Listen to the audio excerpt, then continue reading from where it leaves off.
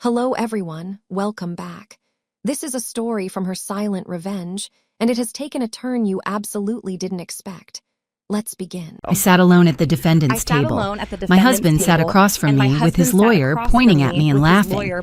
She can't even afford an attorney. This should be quick. I folded my arms, silent. When the courtroom doors opened, he went pale and froze. Everything had changed. Hello everyone, welcome to our story. If you're enjoying this content, consider subscribing to the channel and dropping a comment below to let us know where you're tuning in from. Just a quick note, this story contains fictionalized elements woven in for narrative and educational value. Any similarities to actual names or places may be coincidental, but the lessons within could be meaningful to you. I sat there with nothing but hope, dressed in a gray thrift store dress I'd owned for 6 years.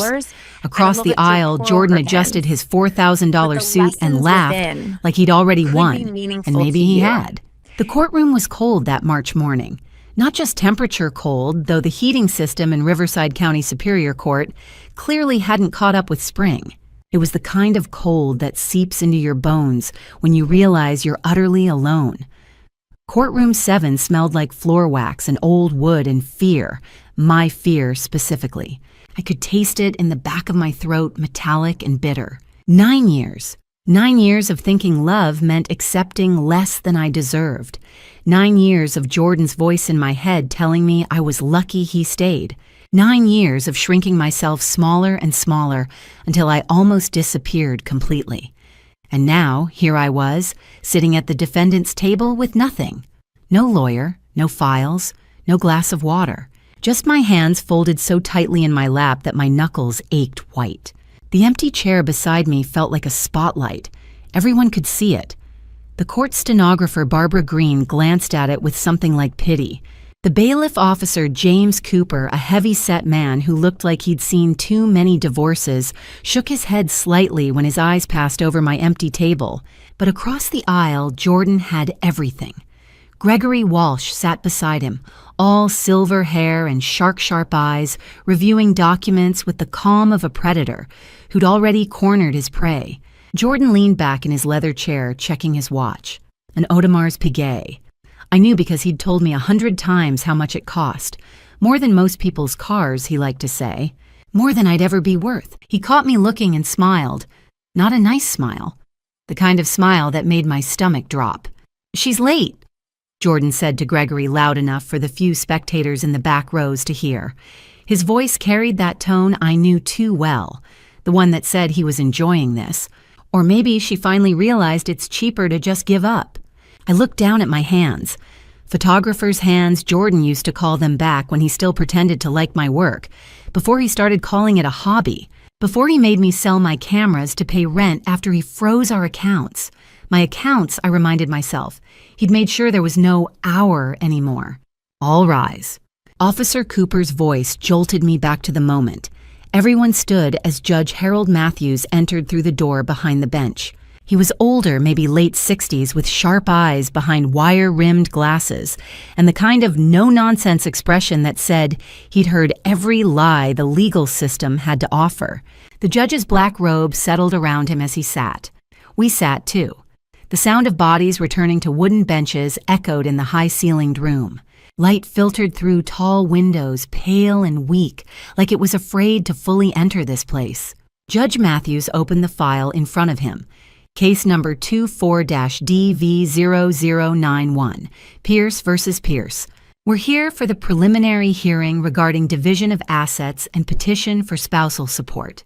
His eyes scanned both tables, then stopped on mine.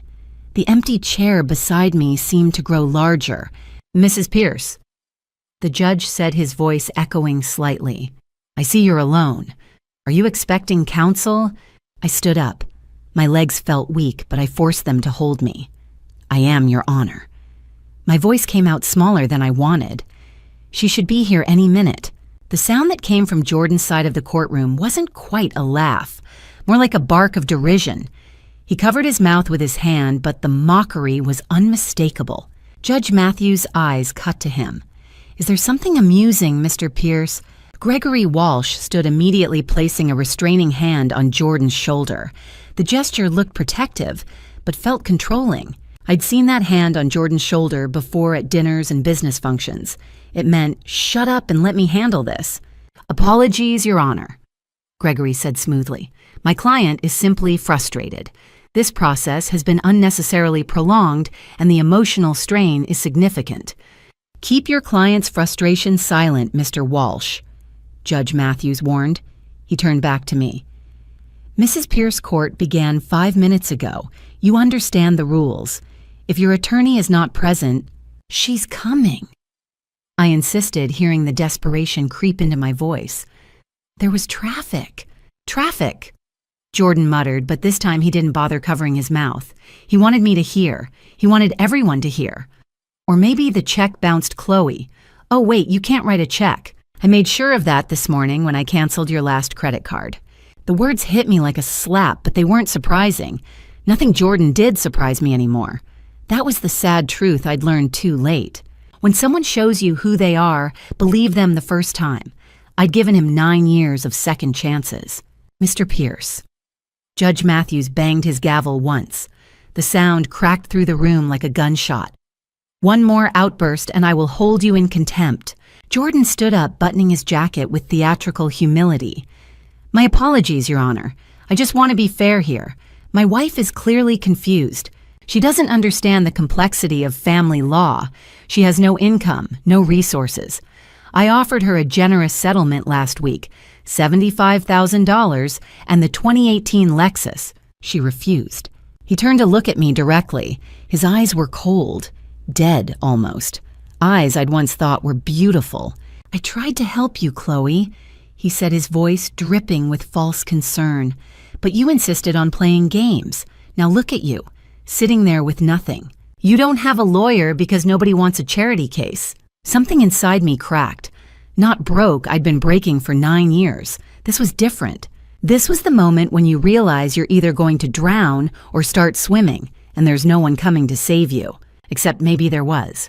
Did I make a mistake calling her? The question had haunted me for 3 days, ever since I'd sat on Rachel's couch, sobbing into my phone and dialed the number I'd sworn I'd never call again. We hadn't spoken in 9 years. Not really. Just polite holiday texts and birthday cards with no return address.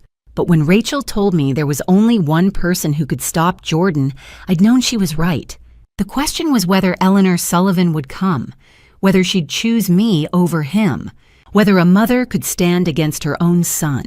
"Mr. Walsh." Judge Matthews said, his voice tight with controlled frustration.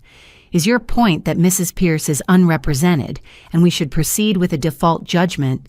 Gregory Walsh smiled. It was the smile of a man who'd won before the game even started. "Your Honor, while my client's passion is regrettable, his point is valid. We are wasting the court's valuable time. Mrs. Pierce clearly has not secured representation. She's had months to prepare.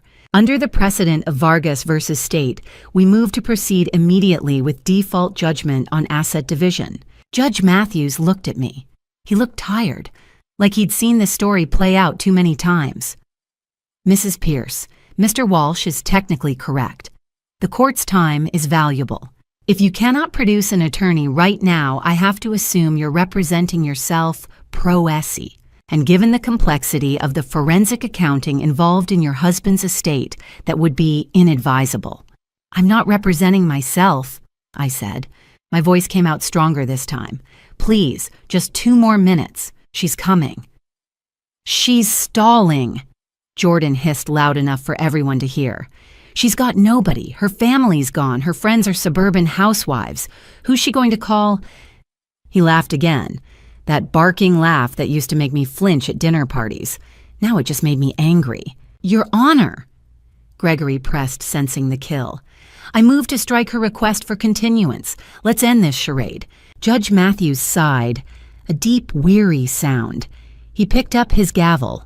The wood felt heavy in his hand. I could see it from where I sat, could see the way his fingers tightened around the handle. "Mrs. Pierce," he said, and his voice was almost gentle, almost apologetic. "I'm sorry. We cannot wait any longer. We will proceed with The gavel rose. Time seemed to slow down. I watched it arc through the air, heading toward the sound block. In that moment, I saw my entire future, homeless, penniless, exactly where Jordan wanted me, broken and begging him to take me back. He'd said as much to Rachel, laughing over coffee, thinking it was funny. The gavel was halfway to the sound block when the courtroom doors didn't just open. They burst inward with a force that rattled the frames. The sound exploded through the room like thunder. Every head turned. The judge's gavel froze mid-air. Jordan's smile faltered. Gregory Walsh's pen stopped moving, and my entire world shifted. I couldn't see who was standing in the doorway yet. The light from the hallway behind them was too bright, creating a silhouette. But I felt something change in the air, something electric and dangerous and final. Jordan's face had gone completely white. "No," he whispered. Just that one word, barely audible, but I heard it, and I knew. She'd come after all. The woman who walked through those doors wasn't just a lawyer. She was a force of nature in a white suit that probably cost more than my car used to be worth before Jordan took that too. I hadn't seen Eleanor Sullivan in person for 9 years, but even from across the courtroom, even backlit by the harsh hallway fluorescence, I recognized the way she held herself. Like gravity worked differently for her, like she could bend the world just by standing in it. She removed her dark sunglasses with one hand. Slowly, deliberately. The gesture wasn't for practicality. The courtroom wasn't that bright. It was theater, and everyone in that room became her audience. Her eyes were the same piercing blue I remembered, the kind of blue that could read a contract and find the lie buried in subsection C, the kind that could look at you and know exactly what you were afraid of. Silver hair cut into a sharp bob that probably had its own standing appointment at some DC salon I couldn't afford to walk past. The white suit was tailored so precisely it looked like armor, and behind her 3 junior associates moved in formation, carrying leather briefcases that looked heavy enough to contain entire legal precedents. Lauren Adams was one of them. I recognized her from the photo on the Sullivan and Monroe website I'd stared at for 2 hours before making that phone call 3 days ago. Young, efficient, already walking with the confidence of someone who'd learned from the best. The click of Eleanor's heels on the marble floor sounded like a countdown, each step deliberate, each step carrying the weight of 25 years of Supreme Court arguments and Senate hearings and corporate mergers that reshaped industries. I'd called her from Rachel's apartment at 2 a.m, sobbing so hard I could barely breathe. I didn't think she'd answer. We hadn't really spoken since my wedding day when she'd stood in the back of the church, wearing that same expression she wore now, like she was watching something die but was too polite to say so. "I'm sorry," I'd whispered into the phone that night. "I know we haven't talked. I know you didn't approve, but I don't have anyone else, and he's going to destroy me." There'd been a long silence, then Eleanor's voice crisp and awake despite the hour. "Give me 3 days." And now here she was. The courtroom had gone completely silent. Even the heating system seemed to hold its breath. Officer Cooper's hand had moved to his belt, an instinctive reaction to sudden movement, but he lowered it when he saw who'd entered. Judge Matthews sat straighter in his chair, his expression shifting from irritation to something close to reverence. But it was Gregory Walsh's reaction that told me everything I needed to know. He dropped his pen. Actually, dropped it. I heard it clatter against the table, watched it roll toward the edge and fall to the floor. His mouth opened slightly, and for just a second the shark lawyer disappeared, and what was left looked almost afraid. He knew who she was. Everyone in legal circles knew Eleanor Sullivan, the Iron Gavel they called her. 14 cases before the U.S. Supreme Court, 112, constitutional law, corporate mergers worth billions. She didn't just practice law, she shaped it. And she'd just entered Riverside County Superior Court like she owned it, which in a way she did now. Eleanor walked past the gallery benches, past the bar divider, straight to the defense table. She didn't look at me. Not yet. This was business first, always business first with Eleanor. She stopped 3 feet from Jordan's table and turned. Just turned. Didn't speak. Just looked at him with those blue eyes that had made senators sweat under television lights. The smile she gave him wasn't kind. It was the smile a hawk gives a mouse right before the dive. Jordan had gone from white to gray. The expensive tan he'd gotten last month in Cancun on marital funds, I'd later learn, had disappeared under a layer of shock. His mouth moved, but no sound came out. His hands gripped the edge of the table. "No," he said again, louder this time, still barely audible. "That's impossible. You wouldn't. You can't." Eleanor's expression didn't change. She turned away from him, dismissed him really, and addressed the judge. "My apologies for the timing, Your Honor." Her voice filled the room without being loud. It was the kind of voice that had commanded boardrooms and courtrooms for decades. Confident, precise, terrifying in its calm. I had to file several emergency motions regarding Mr. Pierce's finances. It took longer than expected to compile all his offshore holdings. Offshore holdings. She said it so casually, like she was mentioning the weather. But I saw Jordan flinch like she'd struck him. Judge Matthews leaned forward. His entire demeanor changed. "Counselor, please state your name for the record." Eleanor reached into her jacket pocket. Even that movement was precise, and withdrew a gold-embossed business card. She walked to the stenographer's desk where Barbara Green sat with wide eyes and placed the card down with the same care someone might use handling evidence. "Eleanor Sullivan," she said, returning to stand at the defense table. "Senior Managing Partner at Sullivan and Monroe, LLP, Washington, D.C. I am entering my appearance as counsel for the defendant." She let that settle for exactly 3 seconds. I could feel the weight of it, the shift in the room's atmosphere. Gregory Walsh had gone pale. Jordan looked like he might be sick. Then Eleanor turned her head and looked directly at him, her son, the child she'd raised and then watched from a distance for 9 years. The man who'd married me and then spent nearly a decade trying to break me. I'm also his mother. The courtroom erupted in whispers. Someone in the gallery gasped.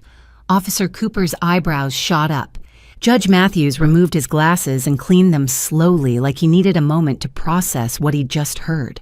But I barely heard any of it. My brain had stopped working. Wait, she's his mother. Not just my lawyer, but his mother. The room spun slightly. I gripped the edge of the table.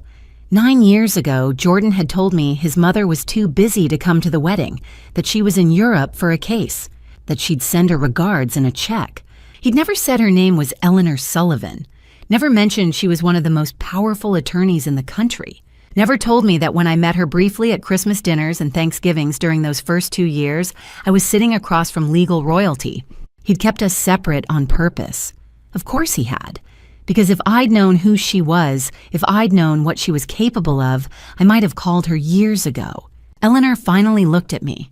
Her expression softened barely just at the edges, and she gave me the smallest nod. Then she pulled out the chair beside me and sat down, placing her briefcase on the table with a decisive thud. She was really here, sitting beside me, about to fight for me, against her own son. Jordan found his voice. It came out strangled and desperate, and nothing like the confident mockery from 5 minutes ago. Mom, you can't do this. I'm your son." The courtroom went silent again, everyone leaning forward. This was better than any television drama. This was a family destroying itself in real time. Eleanor turned in her chair, slowly, the way a queen might acknowledge a peasant who'd spoken out of turn. Her face was carved from ice. "And she's my daughter-in-law," Eleanor said. Her voice was colder than winter frost, colder than the March morning outside, cold enough to kill. "And you, Jordan, are a criminal." The word hung in the air like an executioner's blade. Criminal. Not my son who made mistakes. Not a man in a difficult situation.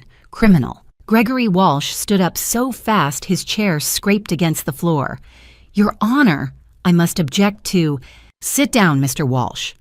Judge Matthews didn't raise his voice. Didn't need to. "I want to hear what Miss Sullivan has to say." Gregory sat. He had no choice. Eleanor opened her briefcase. The sound of the latches clicking open sounded like a cell door closing. She pulled out a stack of documents thick enough to stop a bullet. "Your Honor," she said, "before we proceed, I need to address the several inaccuracies in the financial affidavit Mr. Pierce filed this morning.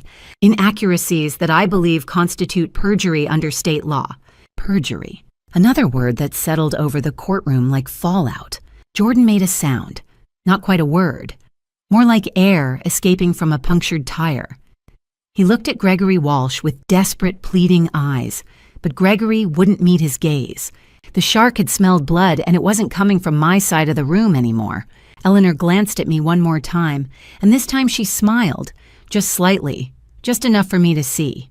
It was the smile of a woman who'd spent 3 days and 72 hours preparing to dismantle her own son's life piece by piece, lie by lie. It was the smile of someone who'd chosen justice over blood, and I realized in that moment that I wasn't alone anymore. I had Eleanor Sullivan, and Jordan had just realized he was completely, utterly, devastatingly screwed. I watched my mother-in-law, my lawyer, place the briefcase on the table between us. It looked heavy enough to contain every secret Jordan had ever buried, and from the way his face had drained of color, I suspected that's exactly what it held. Eleanor didn't sit. She stood at the defense table with the posture of someone who'd argued before the Supreme Court and won. Someone who knew that commanding a room wasn't about volume, it was about certainty. "Your Honor," Eleanor began, her voice carrying effortlessly. "Mr. Walsh filed a motion for default judgment claiming my client has no assets and no representation. Both assertions are now moot." She placed one hand on the briefcase. Everything Eleanor did was calculated.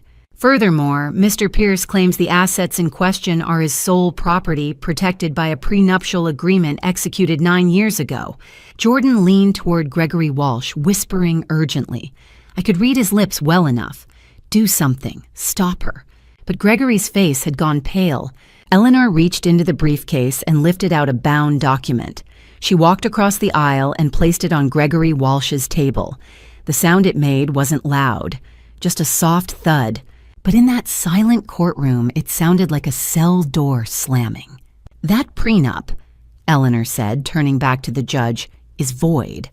Jordan exploded. "That's ironclad. She signed it. Her name is right there on page 12. Mr. Pierce." Judge Matthews didn't raise his voice. "Sit down and be quiet, or I'll have Officer Cooper remove you." Jordan sat, but his hands gripped the table edge so hard his knuckles went white. Eleanor removed her reading glasses, folding them with deliberate care. Theater. Beautiful, terrifying theater. "Mr. Pierce," she said, looking directly at him, "do you know who wrote the standard template for the spousal coercion statute currently used in this state?" I did. "In 1998. I know that law better than almost anyone alive." She turned back to the judge. "Your Honor, I'd like to submit Exhibit A." From her briefcase, she produced a document with a blue backing sheet. The bailiff carried it to Judge Matthews. "This is a sworn affidavit from my client executed 3 days ago. In it, Mrs. Pierce details the circumstances under which she signed the prenuptial agreement." My throat went dry. I'd sat on Rachel's couch 3 days ago and told Eleanor everything. Judge Matthews was reading now. His eyebrows climbed higher with each paragraph. According to this sworn testimony, Eleanor said on March 14th, 2014, the night before their wedding, Mr. Pierce appeared at Mrs.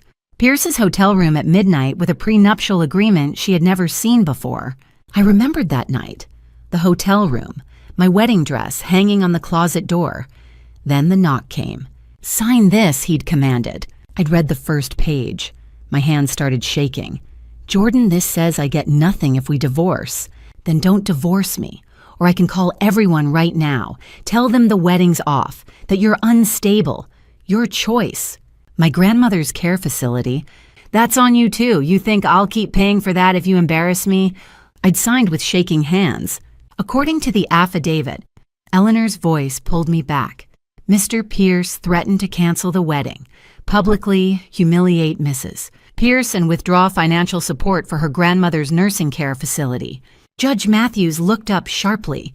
He threatened to cut off an elderly woman's health care. Her grandmother had Alzheimer's, Eleanor said quietly. She passed away 6 months after the wedding. But that night, Mrs. Pierce believed she was choosing between her marriage and her grandmother's life. My eyes burned. I would not cry, not here. Your Honor. Gregory Walsh stood up, sweat beading on his upper lip. "We haven't had time to review this affidavit. We weren't notified." "An ambush, Mr. Walsh." Eleanor's smile was glacial. You tried to secure a default judgment against a woman with no legal representation, while your client publicly mocked her in this courtroom. You don't get to complain about fairness now. She reached back into her briefcase. Another document. Thicker. Exhibit B, Your Honor. Text messages from Mr. Pierce's phone sent March 14, 2014. Retrieved from Cloud Backup Services. Gregory Walsh's face went from pale to gray. Judge Matthews was reading the messages now. His jaw tightened. Mr. Pierce. The judge said slowly, "Did you send a text to your brother stating, 'Got her grandmother's nursing home as leverage. She'll do whatever I want now'?" The silence in the courtroom was absolute. Gregory Walsh was frantically flipping through the documents. I could see the exact moment he realized the prenup was dead. His shoulders sagged. "Your Honor." Eleanor said, "Under state coercion statutes I helped write a prenuptial agreement signed under duress with threats involving family welfare and public humiliation is void. It never existed in the eyes of the law." Eleanor let that sink in. Let Judge Matthews finish reading. Let Gregory Walsh realize he'd built his entire case on a contract that was about to disappear. Then she turned back to the judge, and I saw something in her expression that made my stomach drop. Something colder. Something that said the prenup was just the appetizer. "Your Honor." Eleanor said, her voice dropping into a register that made everyone lean forward. "The invalid prenup is merely the foundation of my argument. Now let's discuss what Mr. Pierce has been hiding during this marriage, what he's been systematically concealing from my client, and as of this morning, from this court." She placed both hands on the briefcase. "Let's talk about the $32 million Mr. Pierce forgot to mention in his financial disclosures." The courtroom erupted. The noise in the courtroom didn't die down. It swelled like a wave crashing against the oak walls. I sat frozen watching Jordan's face drain of color, not the pale white of shock, but something worse. Ash. The gray of something burning from the inside out. Eleanor didn't wait for silence. She never did. She reached into her briefcase and pulled out a second folder, thicker than the first bound, with a heavy black clip. The kind of file that doesn't just contain documents, it contains consequences. "Your Honor." Eleanor said, her voice cutting through the murmur like a blade through fog. "If I may direct the court's attention to the financial affidavit filed by Mr. Pierce this morning." Judge Matthews leaned forward. "I have it in front of me, Miss Sullivan. Then you'll note," Eleanor continued, "that Mr. Pierce has declared his net worth to be approximately $12 million. Impressive, isn't it?" Gregory Walsh rose halfway out of his seat. "Your Honor, I fail to see the relevance." Eleanor didn't even look at him. "The relevance, Mr. Walsh, is that your client is lying under oath." The courtroom went silent, the kind that comes right before someone pulls a trigger. Judge Matthews set down his pen. "That's a serious accusation, Counselor." "It's a documented fact, Your Honor." Eleanor lifted the second folder. "This is the forensic accounting report compiled by my team over the past 72 hours. Lead investigator Emma Richardson, certified fraud examiner with 18 years at the Treasury Department." Eleanor opened the folder. The pages inside were dense, covered in highlighted numbers, charts, wire transfer records. She didn't read from them. She didn't need to. Mr. Pierce has systematically hidden assets through a network of shell companies, offshore accounts, and fraudulent business structures. The primary vehicle, Pinnacle Holdings, LLC, registered in Delaware but operating accounts in Bermuda and Panama. My hands went numb. Bermuda. Panama. Words I'd only ever heard in movies about drug cartels and mob bosses. "Your Honor." Eleanor said, "The actual value of Mr. Pierce's holdings is not $12 million. It's $32 million. The courtroom erupted again. Judge Matthews just sat there staring at Jordan like a man watching a house collapse in slow motion. $32 million. I couldn't breathe. I thought about the grocery receipts I saved, the coupons I clipped. The time I asked Jordan for $60 to replace a broken camera lens, and he told me we couldn't afford it. He had $32 million hidden in accounts I didn't know existed, and I was buying clothes from thrift stores. Ms. Sullivan." Judge Matthews said slowly, his voice cold, "Are you telling this court that Mr. Pierce committed perjury in a sworn financial disclosure?" Yes, Your Honor, that's exactly what I'm telling you. Gregory Walsh shot to his feet, his face flushed. Your Honor, these are unsubstantiated allegations. They're bank records, Mr. Walsh. Eleanor's voice didn't rise. Authenticated, time-stamped, cross-referenced with international financial disclosure databases. Your client funneled marital assets into offshore accounts over 5 years, misrepresenting income, fabricating business losses, and using shell companies to obscure the money trail. She turned to Jordan. For the first time since entering the courtroom, she looked directly at him, and the expression on her face, it wasn't anger. It was something colder. "You made this too easy, Jordan," she said quietly. Jordan's mouth opened, but no sound came out. He looked like a man who'd just realized he was standing on a cliff edge in the dark. Gregory Walsh sat back down, his hands trembling. Even sharks know when the waters turn to blood. Judge Matthews folded his hands on the bench. "Mr. Pierce, did you sign the financial affidavit submitted to this court this morning?" Jordan's voice came out hoarse. "Yes." "And did that affidavit list any offshore accounts? Any holdings in Bermuda or Panama? Any company called Pinnacle Holdings, LLC?" Silence. "Mr. Pierce," the judge said again, "I need you to answer the question." Jordan swallowed hard. "No, Your Honor, it didn't." "And why not?" "Because," Jordan's voice cracked, "because those accounts are business investments. They're not marital assets." Eleanor tilted her head like she was listening to a child explain why the sky was green. "Your Honor, Pinnacle Holdings was funded entirely through income earned during the marriage, Mr. Pierce used joint funds money that my client contributed to through her work, her sacrifice, her labor, and funneled it into private accounts without her knowledge or consent. That's not a business investment. That's embezzlement." The word hung in the air like a noose. I felt something shift inside me. Not relief, not yet, but something close. A crack in the wall I'd been pressed against for 9 years.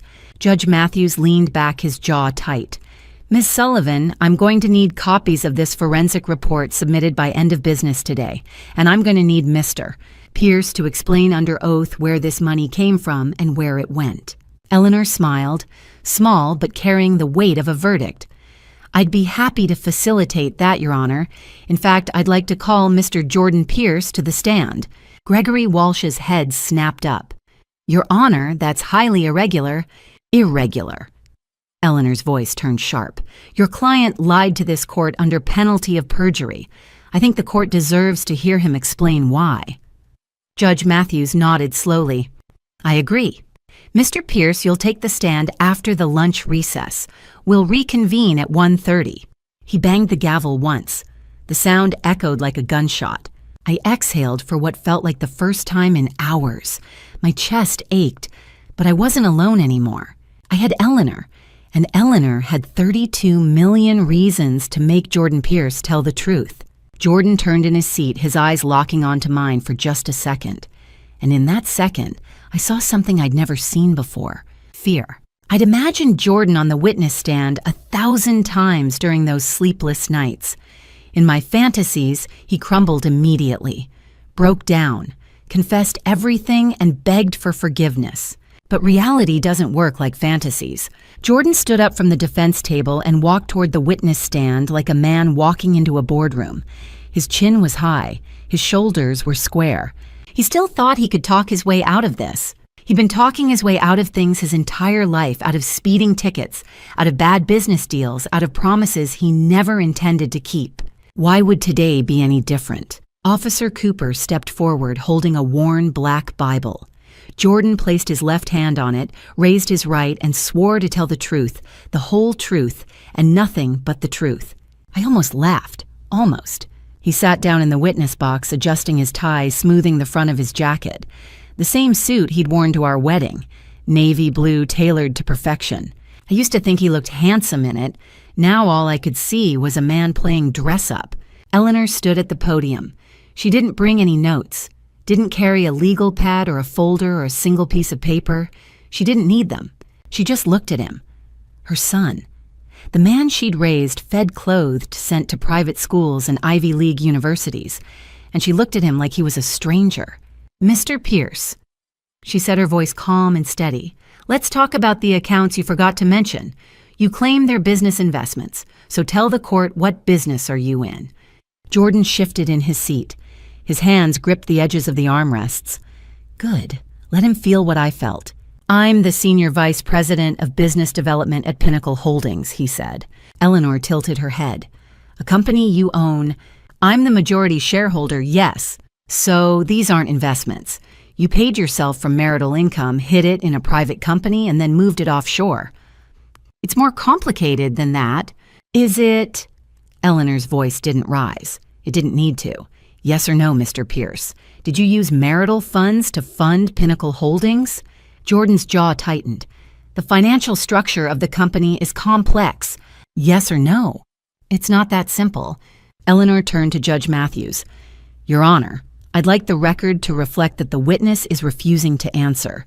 Judge Matthews nodded slowly. So noted. I watched Jordan's face. A bead of sweat rolled down his temple. He wiped it away quickly, but I saw it. And so did Eleanor. She moved closer to the witness stand, her heels clicking softly against the tile floor. Let's talk about what you did with some of that money. On March 3rd of last year, you purchased a luxury condominium in Miami, title held under Pinnacle Holdings, LLC. Jordan cleared his throat. That's an investment property. Interesting. Eleanor pulled a single sheet of paper from her blazer pocket. She didn't hand it to him. She just held it up. Because your credit card statements show purchases for nursery furniture, a crib, a changing table, a rocking chair, all delivered to a condo registered under your shell company. The air left my lungs. A nursery. I pressed my nails into my palms so hard I thought I'd draw blood. My vision blurred at the edges. I couldn't breathe, couldn't think. We lost our baby in 2017. I was 4 months along. We just started telling people. We'd picked out names. I'd bought a onesie that said, "Worth the wait" in tiny blue letters. And when I lost the baby, Jordan told me he didn't want to try again. Ever. He said it was too painful, too risky. He said we didn't need kids to be happy. And now he was buying nursery furniture for someone else. Eleanor's voice cut through the fog in my head. Mr. Pierce, were you planning to rent that condo to families with infants? Jordan's mouth opened, closed. Opened again. Or was that nursery for someone else? Someone who's 28 years old and had no idea you were married? The courtroom went silent. Jordan's hands were shaking now. I could see them from where I sat. His knuckles were white, his fingers trembling against the wood. Gregory Walsh was on his feet, but he didn't say anything. He just stood there, his mouth half open like a man watching a train derail in slow motion. Your Honor. Eleanor said, I'd like to call a witness to clarify Mr. Pierce's living arrangements in Miami. Judge Matthews leaned forward. Who's the witness, Ms. Sullivan? Amber Riley, Mr. Pierce's. Eleanor paused just long enough to let the word hang in the air. Personal trainer. I felt something crack inside me. Not my heart. That had broken a long time ago. This was something deeper, something structural. The last piece of denial I'd been holding onto the part of me that still wondered if maybe I'd misunderstood, if maybe there was an explanation. There wasn't. Jordan's face went pale, not the gray ash color from earlier, pale like paper, like bone. Your Honor. Gregory Walsh finally found his voice. This is completely out of left field. We weren't given notice because your client lied about his assets, his income, and his living arrangements, Eleanor said. If he'd been honest, we wouldn't need to call witnesses. But he wasn't. So here we are. Judge Matthews rubbed his temple. He looked tired, old, like this case had aged him 10 years in 2 hours. Ms. Riley is in the building, he asked. She is Your Honor. I can have her on the stand in 5 minutes. Judge Matthews glanced at the clock on the wall. 10-minute recess, then we'll hear from Ms. Riley. He banged the gavel. Jordan's mouth opened and closed again, like a fish drowning in air.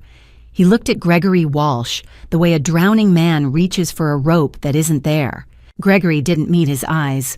And I realized Jordan wasn't just losing the case. He was losing everything. The name hit me before Eleanor even finished saying it. Amber. I knew that name.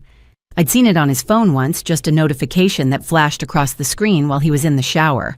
When I asked him about it later, he'd laughed. Said she was his personal trainer, that she sent reminders about session times. I'd been so stupid. We were back in session. The 10-minute recess had felt like 10 seconds. I'd spent it in the hallway staring at the water fountain trying to breathe, trying not to throw up. Rachel had found me, put her hand on my shoulder, and said nothing. Because what was there to say? Now I was back at the defense table, sitting next to Eleanor. Jordan was still on the witness stand, his collar damp with sweat. His tie was crooked. I'd never seen his tie crooked before. Eleanor stood at the podium, her hands folded in front of her, calm as still water. Mr. Pierce, who is Amber Riley. Jordan's jaw tightened. I don't know what your personal trainer, Eleanor said. The woman living in the Miami condominium. Jordan's mouth opened, closed. His eyes darted to Gregory Walsh, who was furiously scribbling notes on a legal pad like he could write his way out of this. It's not relevant. Gregory Walsh shot to his feet. Objection, Your Honor. Relevance. This is a no-fault divorce state. My client's personal life has no bearing on asset division. Eleanor didn't even glance at him. It's relevant when marital funds paid for it. Judge Matthews leaned forward. Overruled. Answer the question, Mr. Pierce. Jordan exhaled through his nose. Yes, I know Amber. How well do you know her? We're friends. Eleanor tilted her head. Friends. Is that why you bought her a $35,000 diamond tennis bracelet from Tiffany's 3 days after purchasing the condo? She pulled a single sheet of paper from the stack on the table and held it up. Exhibit D, Your Honor. Receipt dated March 6th, 2022. Charged to Mr. Pierce's American Express card. The same card funded by Pinnacle Holdings, LLC. The courtroom went silent. $35,000. I couldn't process it. The number was too big, too absurd. I looked down at my left hand, at the thin white gold band I'd been wearing for 9 years. The small diamond, barely a quarter carat that Jordan had said was practical. He told me we needed to be realistic, that a big ring was a waste of money, and he'd spent $35,000 on a bracelet for another woman. A woman young enough to be... I couldn't finish the thought. Eleanor's voice cut through the fog. So, Mr. Pierce, is that what friends do? Buy each other diamond jewelry worth more than most people's annual salary? Jordan's face flushed red. I earned that money. I can spend it however I want. No. Eleanor said, her voice sharp as a scalpel.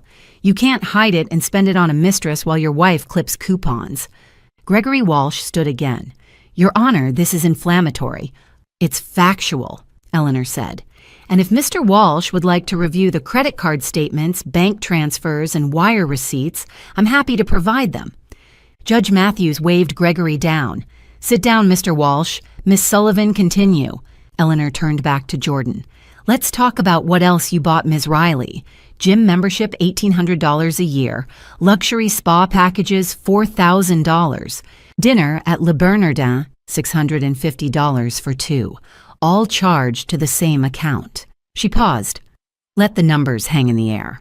Meanwhile, Mrs. Mitchell was driving a 12-year-old Honda with a cracked windshield because you told her you couldn't afford to replace it.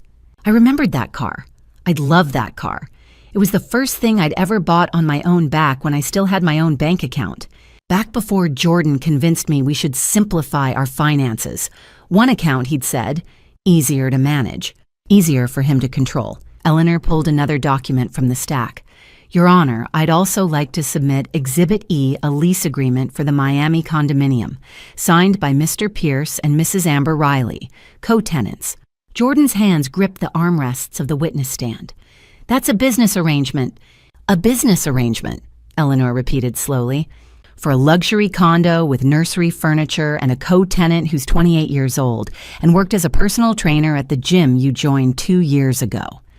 She turned to face the courtroom, her voice rising just enough to fill the space. Your Honor, Mr. Pierce didn't just hide assets. He funded an entirely separate life, with marital funds, while his wife, she gestured toward me, was told there wasn't enough money to fix a windshield. I felt the weight of every eye in the room, the stenographer, the bailiff, the handful of people in the gallery who'd wandered in because they had nothing better to do. They were all looking at me, and for the first time in 9 years, I didn't feel ashamed. I felt angry. Jordan's voice cracked. I earned that money. I worked 80-hour weeks while she sat at home taking pictures. The words hit like a slap. Eleanor went still. So did the courtroom. Judge Matthews set down his pen, slowly, deliberately. Jordan kept going, his voice getting louder, sharper. She didn't contribute anything real. She had her little photography hobby, but that's all it was. A hobby. I was the one supporting us. I was the one bringing in actual income. Gregory Walsh looked like he was going to be sick. Eleanor let the silence stretch, let Jordan's words echo off the walls, settle into the court record, burn themselves into every mind in the room. Then she turned to Judge Matthews. Your Honor, I'd like the record to reflect Mr. Pierce's view of his wife's contributions to the marriage. Judge Matthews nodded. So noted. Eleanor looked at Jordan, and I saw something in her face that I'd never seen before. Not anger, not disgust. Something colder. Something final. Mr. Pierce, she said quietly, you just told this court that your wife contributed nothing real. Is that your testimony? Jordan's mouth opened. He realized too late what he'd done. I didn't mean... Yes or no, Mr. Pierce? Did your wife contribute nothing real... Silence. Answer the question, Judge Matthews said. Jordan's voice came out hoarse. I misspoke. Did you... Silence again. I felt Eleanor's hand on mine under the table. Just a brief squeeze. A reminder that I wasn't alone, that someone was fighting for me. And then she turned back to Jordan and I saw something that terrified me. She was only getting started. Eleanor said the word cryptocurrency, and I watched the last shred of Jordan's composure evaporate like water on hot asphalt. His face went from pale to gray. His hands, already gripping the armrests, went white-knuckled. He looked like a man who just realized the ground beneath him wasn't solid. It was quicksand, and he'd been standing in it the whole time. Eleanor stood perfectly still at the podium, her voice calm and measured. Let's discuss your recent investments, Mr. Pierce. Specifically March of 2022. $2 million was withdrawn from the Bermuda account. Where did it go? Jordan cleared his throat, tried to sit up straighter, failed. The market was down. I had losses in stocks. Eleanor smiled, not a warm smile, the kind of smile a chess player makes when they see checkmate 3 moves away. Interesting, because the bank records show a cryptocurrency wire transfer on the exact day you claim the market was down. She pulled another sheet of paper from the stack, held it up. Exhibit F, Your Honor, wire transfer confirmation. $2 million converted to digital currency through an offshore exchange. Jordan's mouth opened, closed. Gregory Walsh half stood, then sat back down like his legs had given out. He looked like a man watching a building collapse in slow motion and realizing he was still inside. Eleanor continued, her voice sharper now. You bought cryptocurrency, Mr. Pierce, specifically privacy coins, untraceable, stored on a cold storage hard drive, currently sitting in safe deposit box number 287 at National Trust Bank downtown. Jordan's eyes went wide. How did you... He stopped. Too late. The courtroom went silent. I felt my breath catch in my throat. He just confirmed it. Just admitted in front of a judge, a courtroom full of people, and a court stenographer typing every word that the money existed. Eleanor tilted her head like she was watching a student solve a simple math problem. How did I know I'm Eleanor Sullivan? Finding hidden money is what I do. She turned to Judge Matthews. Your Honor, Mr. Pierce failed to disclose this $3.5 million. Didn't share it with his wife, and certainly didn't list it on this morning's financial affidavit. $3.5 million. The number hit me like a fist to the chest. I couldn't breathe, couldn't think. $3.5 million in a box, while I sold my camera equipment to buy groceries, while I pawned my grandmother's necklace, the one she'd given me before she died, the one I'd promised I'd never part with, just to pay the electric bill, while Rachel let me sleep on her couch because I had nowhere else to go. Jordan had $3.5 million sitting in a safe deposit box downtown, and he'd looked me in the eye every single day and told me we couldn't afford to fix the car. Eleanor's voice cut through the fog in my head. Mr. Pierce, the cryptocurrency market has fluctuated significantly since March of 2022. Current value of those holdings based on market data from this morning, $3.5 million. She let the number hang in the air. That's not including the $32 million in offshore accounts, or the luxury condo in Miami, or the $35,000 bracelet. This is separate, hidden in a completely different way. Judge Matthews leaned forward, his pen moving rapidly across the legal pad in front of him. He didn't look up when he spoke. Miss Sullivan, are you alleging that Mr. Pierce committed fraud by failing to disclose cryptocurrency holdings in a sworn financial statement filed with this court? Yes, Your Honor, that's exactly what I'm alleging. Jordan's voice came out strangled. I didn't think I had to list it. It's not liquid, it's stored offline. Eleanor's laugh was sharp and humorless. Not liquid, Your Honor. Cryptocurrency can be converted to cash in minutes, seconds if you use the right exchange. The only reason it's not liquid is because Mr. Pierce chose to hide it on a hard drive in a safe deposit box. She turned back to Jordan. Tell the court, does your wife know about the safe deposit box? Silence.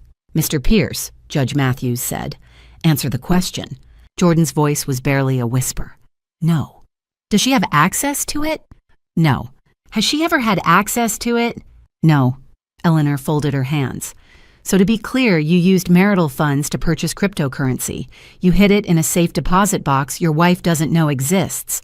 And you failed to disclose it in your financial affidavit this morning. Is that correct? Jordan didn't answer. Judge Matthews set down his pen, slowly, deliberately. The same way he'd done earlier when Jordan had said I didn't contribute anything real. Mr. Pierce. The judge said, his voice cold enough to freeze water. Do the cryptocurrency assets described by Mrs. Sullivan exist? Jordan swallowed hard. His Adam's apple bobbed. Yes. Did you list them on your financial disclosure? No, but no further questions needed. Judge Matthews turned to Eleanor. Ms. Sullivan, I'm going to need documentation for every claim you've made today. Bank records, wire transfers, lease agreements, receipts. Everything. By end of business tomorrow. Eleanor nodded. You'll have it by 5 p.m. today, Your Honor. Judge Matthews wrote something on his legal pad. I couldn't see what it was, but the way his jaw tightened told me it wasn't good for Jordan. Gregory Walsh stood up. His hands were shaking. I could see them trembling from across the courtroom. Your Honor, he said, his voice unsteady. I need to request a recess to consult with my client. The judge didn't even look up. Request denied. Your Honor, Sit down, Mr. Walsh. Gregory's face went pale. He looked at Jordan, then at Eleanor, then back at the judge. And I realized he knew. He knew Jordan had lied. Maybe not about the cryptocurrency specifically, but about something. And now he was stuck, complicit, trapped in a courtroom with a client who'd just committed perjury in front of a judge. He sat down. Jordan's shoulders slumped. He looked smaller somehow, deflated, like all the air had been let out of him. I felt Eleanor's hand on mine again under the table, the same brief squeeze as before, a reminder. And I realized something. This wasn't just about money. It wasn't even about the affair or the lies or the 9 years of manipulation. This was about power. For 9 years, Jordan had held all of it. He'd controlled the bank accounts, the finances, the decisions. He'd made me feel small, worthless, dependent. And Eleanor was taking it back, piece by piece, dollar by dollar. She wasn't just winning the case. She was dismantling him. Okay, if you've stuck with me through all of this, I just want to say thank you. Drop a comment below and let me know you're still here. I'd love to hear from you.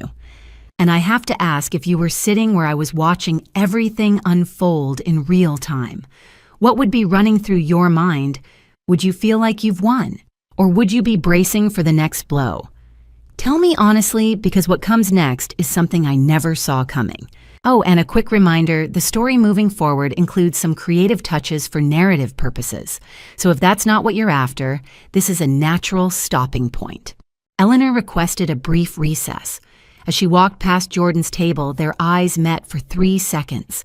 It felt like 1,000 years. She told me later what she was thinking in that moment. That night, after everything ended, Eleanor and I sat in her hotel room. It was past midnight. The city lights of Riverside filtered through the thin curtains, painting shadows on the walls. She'd poured herself 2 fingers of scotch, the first drink I'd ever seen her take, and she finally told me the price she'd paid. I went to the courthouse bathroom during that recess, she said, staring into her glass.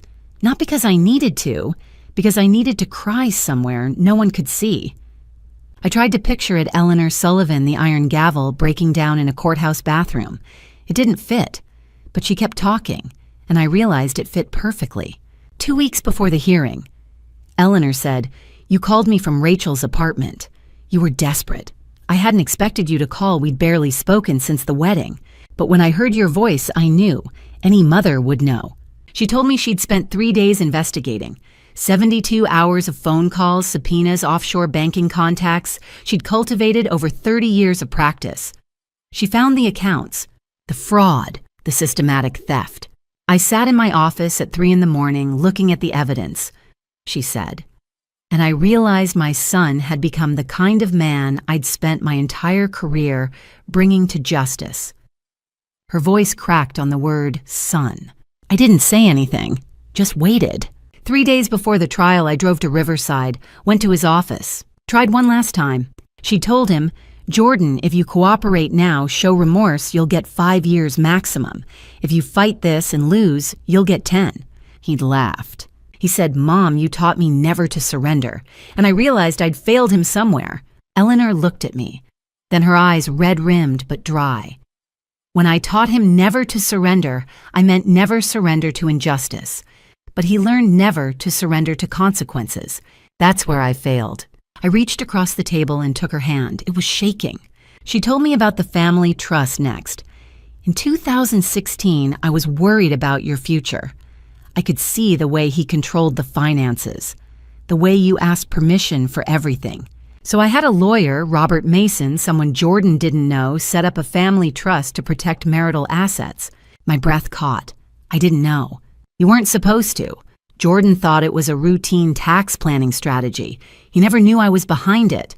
I was trying to protect you even then." The realization hit me like cold water. Eleanor had been fighting for me for 7 years, before I'd even known I needed fighting for. "I sat in that office," Eleanor continued, "and I watched my son dismiss every warning, every piece of evidence. He thought he was untouchable. And I knew that if I walked away, you'd lose everything. Your home, your safety, your future." She paused, took a sip of scotch. "And I'd lose my son either way. If I defended him, I'd watch him destroy you. If I fought him, I'd destroy him myself." "So you chose justice," I said quietly. "I chose you," she corrected. "Justice was just the tool I used." Eleanor told me what happened in that courthouse bathroom during the recess. She'd locked herself in a stall, pressed her forehead against the cold metal door, and cried for 2 minutes. Allowed herself 2 minutes to grieve the son she'd raised. The little boy who used to sit on her office floor building towers out of law books. The teenager who'd written her a Mother's Day card that said, "You're my hero." I looked in the mirror, she said, and I made a choice. I could be his mother and watch him destroy an innocent woman, or I could be a lawyer and save you. She'd chosen the latter. When I walked back into that courtroom, Eleanor said, her voice steady now, "I wasn't his mother anymore. I was your lawyer, and I was going to win." I asked her if she regretted it. She was quiet for a long time. Then, "I regret that it was necessary. I regret that I raised a man who could do what he did to you, but I don't regret stopping him." She told me she'd tried to warn him one more time right before the hearing. She'd send him a text message at 6 a.m. "It's not too late to do the right thing." He'd responded, "See you in court, Mom." "That's when I knew," Eleanor said. "He wasn't going to change. He was going to fight, and I was going to have to destroy him to save you." I realized sitting there in that hotel room that Eleanor hadn't just taken my case. She'd sacrificed her son for me. She'd walked into that courtroom knowing she'd have to dissect his lies, expose his crimes, humiliate him in front of a judge and a gallery full of strangers. And she'd done it anyway. "I stopped being his mother," Eleanor said, setting down her glass, "the moment I saw what he did to you, and I became the lawyer I was always meant to be." She stood up, walked to the window, looked out at the city. "Tomorrow, she said, "I'm going to finish what I started. And when it's over, you'll be free, and he'll be exactly where he deserves to be." I believed her. Because Eleanor Sullivan didn't lose. Back in that courthouse bathroom during the recess, Eleanor had splashed cold water on her face, fixed her hair, straightened her blazer, and she'd walked back into courtroom 7, not as a mother, as the iron gavel. When we returned after the recess, Gregory Walsh looked like a man who just realized he was standing on a sinking ship, and I watched him try to jump. Eleanor took her place at the defense table, her face composed, her hands steady. Whatever grief she'd allowed herself during the recess was locked away now. She was the iron gavel again. But before she could stand, Gregory Walsh rose from his seat. "Your Honor," he said, his voice tight, "I respectfully request permission to withdraw as counsel for Mr. Pierce." The courtroom went silent. Jordan's head snapped toward Gregory, his eyes wide. "What, you can't quit? I paid you $75,000. Gregory didn't look at him. He kept his eyes on Judge Matthews. "An ethical conflict has arisen, Your Honor. Based on testimony my client has given, continuing to represent him would violate my professional obligations." The message was clear. Gregory wouldn't help a man commit perjury. Judge Matthews leaned back, his expression somewhere between irritation and disbelief. "Mr. Walsh, we're in the middle of a hearing. This is highly irregular." "I understand, Your Honor, but as an officer of the court..." Jordan exploded. "You coward." His voice was loud, raw, desperate. "I paid you. You work for me." He lunged toward Gregory, his hand shooting out to grab the lapels of Gregory's jacket. For a second, everything froze. Jordan's knuckles were white, his jaw clenched, his eyes wild. I'd seen that look before, in our kitchen, in our bedroom. It was the look of a man who'd lost control. And for the first time in 9 years, I wasn't the one in his line of fire. Officer Cooper moved faster than I thought possible. He was across the courtroom in 3 strides, his hand closing around Jordan's wrist. "Let go," Cooper said, his voice calm but firm. Now, Jordan didn't let go. "Mr. Pierce," Cooper said again, louder. "Let go." Jordan's fingers unclenched, slowly, reluctantly. Cooper didn't release him. He kept his hand on Jordan's arm and guided him firmly back to his seat. "Sit down and stay there. If you move again, you're going to holding. Understand?" Jordan sat. His chest was heaving, his tie crooked, his hair falling into his eyes. He looked like a cornered animal. Judge Matthews's voice cut through the silence like a blade. "Mr. Pierce, if you make one more outburst, I will hold you in contempt and have you removed from this courtroom. Do I make myself clear?" Jordan's voice came out strangled. "Yes, Your Honor." Judge Matthews turned to Gregory. "Mr. Walsh, I do not approve your withdrawal at this time. You will ensure your client's rights are protected until this hearing concludes. After that, you may file whatever motions you like." Gregory nodded, defeated. He adjusted his jacket and sat back down, but not in the same chair. He moved 1 seat over, 2 feet of distance between him and Jordan. Even his lawyer doesn't want to sit near him. Eleanor was still standing at the defense table, watching with calm detachment. She didn't look surprised. She'd expected this. Maybe she'd even planned for it. Judge Matthews took a long breath. "Miss Sullivan, you may continue." Eleanor inclined her head. "Thank you, Your Honor." She let the silence stretch. Let the weight of what had just happened settle over the room. Then she spoke. "Your Honor, I'd like to call my next witness, someone who can speak to Mr. Pierce's character. I call Rachel Bennett." The name hit me like a punch to the chest. Rachel, my best friend. The woman who'd let me sleep on her couch when I had nowhere else to go, who'd driven me to the emergency room when I couldn't stop shaking, who'd sat with me at 3 a.m. and told me I wasn't crazy. Rachel had seen everything. I turned, looking toward the back of the courtroom. The doors opened and Rachel walked in. She was wearing a navy blue dress, simple and professional. Her hair was pulled back, her face calm. But I could see the tension in her shoulders. She was terrified, but she was here. Officer Cooper gestured toward the witness stand, and Rachel walked forward. Her heels clicked softly against the tile. Every eye in the courtroom followed her. When she passed Jordan's table, she didn't look at him. But Jordan looked at her, and I saw something flicker across his face. Not fear, not anger, recognition, and something worse, guilt. Rachel took the stand. Officer Cooper held out the Bible and she placed her left hand on it, raised her right. "Do you swear to tell the truth, the whole truth, and nothing but the truth, so help you?" God. I do. Her voice was steady, strong. Eleanor stepped forward. Mrs. Bennet, she said, how long have you known the plaintiff Chloe Mitchell? Rachel looked at me. Just for a second. And I saw everything in that look.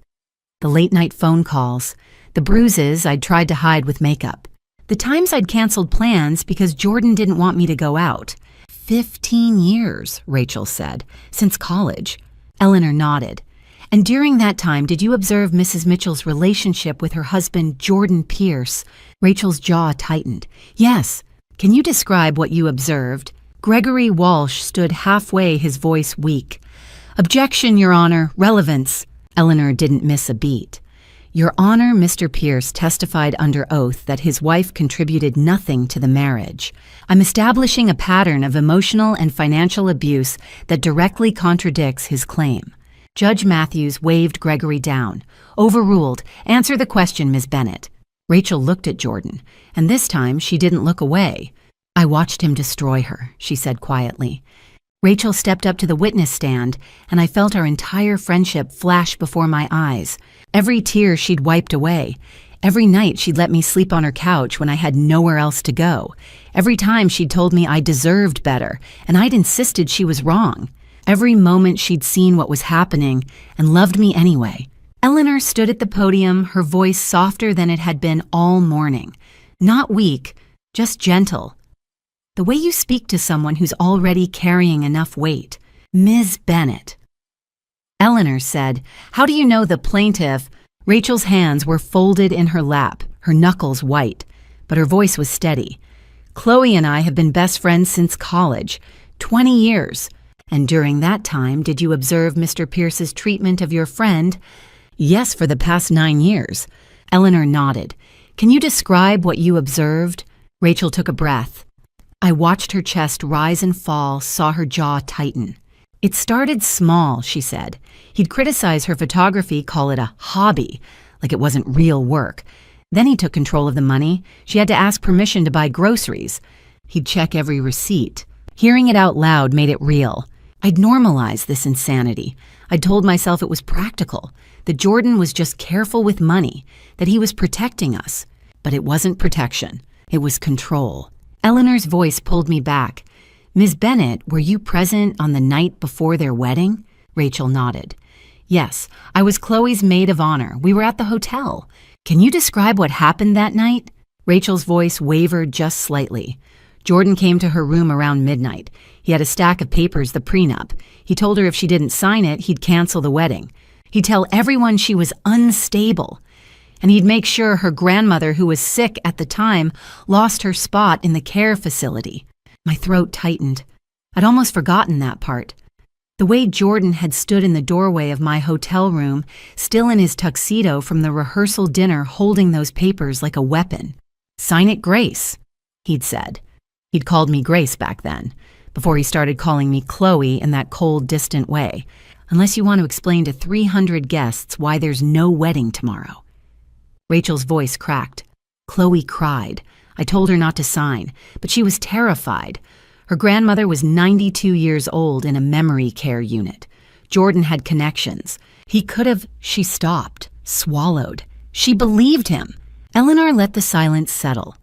Let the weight of it press down on the courtroom. Ms. Bennet. She said quietly, did you ever witness Mr. Pierce make threats toward Mrs. Mitchell after she filed for divorce? Rachel looked at Jordan.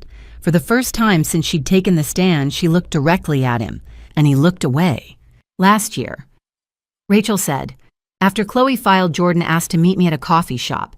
He said he wanted to clear the air, but what he really wanted was to send me a message. Eleanor tilted her head. What did he say? Rachel's voice was clear now, strong. He said, I'm going to destroy her. I'm going to make sure she ends up homeless and begging me to take her back. This is going to be fun. The courtroom went silent. Not the tense waiting kind of silence, the horrified kind. Rachel's eyes didn't leave Jordan's face. Those were your exact words. This is going to be fun. Jordan's jaw clenched, his hands curled into fists on the table. But he didn't say anything, couldn't say anything, because it was true. Judge Matthews was writing furiously on his legal pad. I watched the pen move across the paper, fast and sharp, like he was carving the words into stone. Eleanor folded her hands.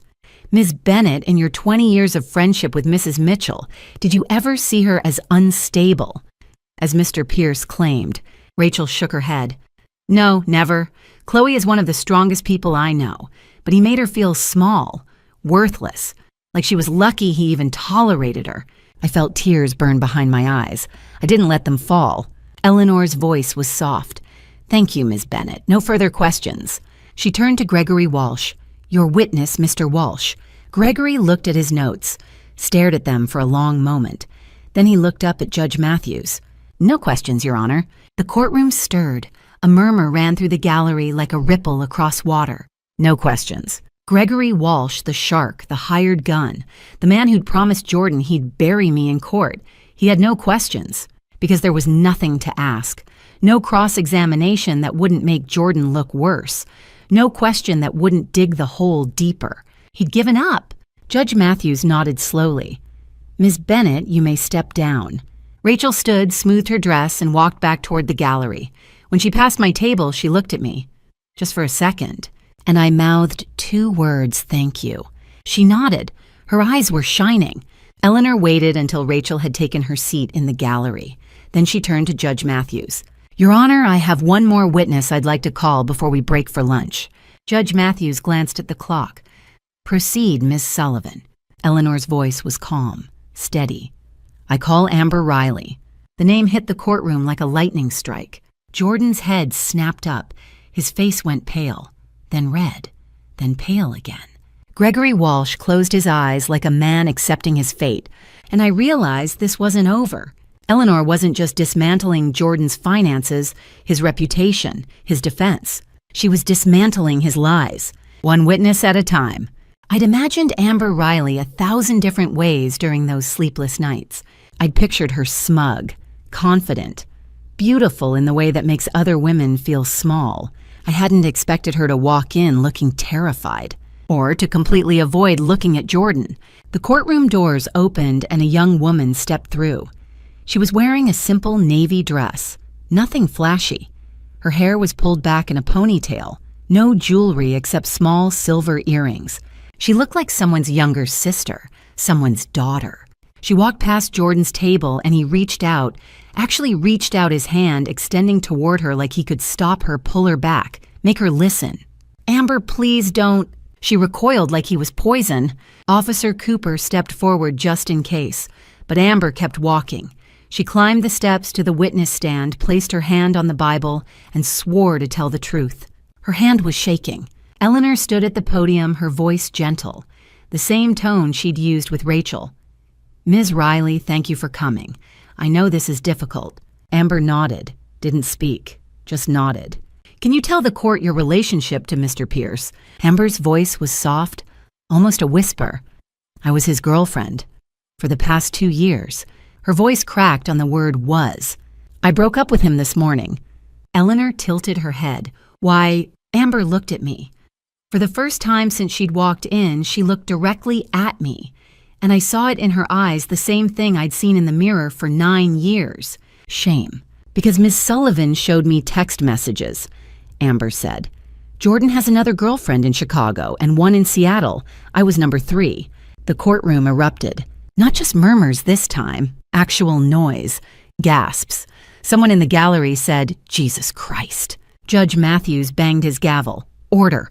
But I couldn't hear it. Couldn't hear anything over the roar in my head. 3 girlfriends. Not just me and Amber. 3 other women. While he was married to me. Amber kept talking and I forced myself to listen. He told me he was divorced, that his ex-wife was unstable and trying to ruin him. I believed him. She was crying now, silent tears streaming down her face. He made me feel special until I realized I was just convenient. Eleanor let her cry for a moment. Then gently, did Mr. Pierce discuss his wife with you? Amber nodded, wiped her eyes with the back of her hand. All the time. He called her a burden, an obstacle. He said... She paused, swallowed hard. He said he was going to destroy her in court and leave her with nothing for fun. He called it taking out the trash. The words hit me like a slap. taking out the trash. That's what I was to him. Garbage. Something to be discarded. Amber looked at me again, her eyes red-rimmed. I'm so sorry. I didn't know you were real. He made you sound like a villain. I didn't know what to say. Didn't know how to process it. This woman, this girl, really, she was only 28, had been lied to, just like I had. She wasn't the enemy. She was another victim. Eleanor's voice cut through my thoughts. Ms. Riley, did Mr. Pierce ever show you written communication about his plans for his wife? Amber nodded. Yes. He showed me text messages he'd sent to his lawyer, planning how to make her homeless so she'd have to crawl back begging. He laughed about it. He thought it was funny. Judge Matthews's pen stopped moving. He looked up at Amber, then at Jordan, and I saw something shift in his face. Not just disapproval, disgust. Eleanor pulled a document from her briefcase. Your Honor, I'd like to submit Exhibit G text message records between Mr. Pierce and his attorney from 6 months ago, prior to Mrs. Mitchell filing for divorce. She handed copies to the judge and to Gregory Walsh, who looked at them like they were written in a foreign language. Judge Matthews read in silence. His jaw tightened. His knuckles went white around the pen. Ms. Sullivan, he said slowly, are these messages authenticated? Yes, Your Honor, forensically verified, time-stamped, cross-referenced with phone records. Judge Matthews set the pages down, looked at Jordan, and I saw something I'd never seen in a courtroom before. A judge looking at someone with pure, undiluted contempt. Mr. Pierce. Judge Matthews said, his voice cold enough to freeze water. Did you send these messages? Jordan's mouth opened, closed. His lawyer, Gregory Walsh, sitting 2 feet away from him like a man trying to avoid contagion, didn't say a word. Mr. Pierce, the judge said again, answer the question. Jordan's voice came out hoarse. I was angry. I didn't mean... Did you send them? Silence. Yes. Judge Matthews leaned back in his chair. Noted. Eleanor turned back to Amber. Ms. Riley, when did you discover there were other women? This morning. Ms. Sullivan contacted me yesterday. She showed me bank records, wire transfers to Chicago and Seattle, apartment leases, jewelry purchases. Amber's voice hardened. He was living 3 separate lives, and I was stupid enough to think I was the only one. You weren't stupid, Eleanor said gently. You were lied to, just like Mrs. Mitchell. Amber nodded, looked at me again. I know it doesn't mean anything, but I'm sorry. If I'd known he was married, if I'd known any of this, I never would have... Her voice broke. I felt something crack inside me. Not my heart. That had been broken for years. Something else. The part of me that had wanted to hate her. The part of me that had spent sleepless nights imagining her as the villain in my story. She wasn't a villain. She was 28 years old. She'd been lied to, manipulated, used, just like I had. Just like the women in Chicago and Seattle probably had been. Jordan didn't love any of us. He loved control. Eleanor's voice was soft. Thank you, Ms. Riley. I know this wasn't easy. Amber nodded, wiped her eyes again. Eleanor turned to Gregory Walsh. Your witness, Mr. Walsh. Gregory didn't even look up from his notes. No questions, Your Honor. Judge Matthews gestured to Amber. You may step down, Ms. Riley. Amber stood unsteady on her feet. As she walked past the defense table, Jordan tried again. Amber, I can explain. She didn't stop, didn't look at him, just kept walking. And I realized she was stronger than I'd been. It had taken me 9 years to leave. It had taken her one morning. Eleanor let the silence settle. Let Amber's testimony sink into the walls of the courtroom, into the court record, into the mind of every person in that room. Then she turned to Judge Matthews. Your Honor, she said, her voice calm and steady. I have one final witness regarding Mr. Pierce's business conduct. After that, I believe the evidence will be complete. Judge Matthews glanced at the clock. We'll hear one more witness, then break for lunch. Call your witness, Ms. Sullivan. Eleanor nodded, and I wondered what could possibly be left to say. Jordan had been exposed as a liar, a cheat, a manipulator, a thief. He'd hidden millions. He'd threatened me. He'd lived 3 separate lives while pretending to be a faithful husband. What else was there? But Eleanor's expression told me there was more. There was always more. I didn't know who Daniel Ross was until he walked through the courtroom doors. But the way Jordan's face drained of color told me this was another ghost coming back to haunt him. Eleanor's voice was steady, efficient. "I called Daniel Ross." A man in a business suit walked in. Mid-40s salt and pepper hair, the kind of weathered face that comes from years of honest work. He looked like someone's father, someone's uncle. He looked like a man who'd been betrayed. Jordan whispered something under his breath. I couldn't hear it, but I saw his lips form the word no. Daniel Ross walked to the witness stand, placed his hand on the Bible, and swore to tell the truth. His hand didn't shake. His voice didn't waver. This wasn't his first time speaking truth about Jordan Pierce. Eleanor stood at the podium. "Mr. Ross, please describe your business relationship with the defendant." Daniel's voice was calm, measured. "In 2022, Jordan approached me about a partnership, a real estate development project. He said it required an investment of $3.5 million. My stomach dropped. $3.5 million, the same amount as the cryptocurrency. Eleanor didn't react. She'd known, of course she'd known. "And did you invest?" "Yes, in March of 2022. Jordan showed me financial statements. Pinnacle Holdings, strong portfolio, legitimate company. I did my due diligence. Everything looked solid." "What happened to your investment, Mr. Ross?" Daniel's jaw tightened. "It disappeared into offshore accounts.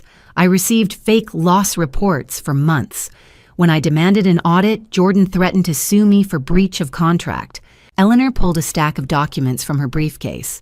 "Your Honor, I'd like to submit Exhibit H, the partnership agreement between Mr. Ross and Mr. Pierce, and Exhibit 1 wire transfer records showing Mr. Ross's $3.5 million investment."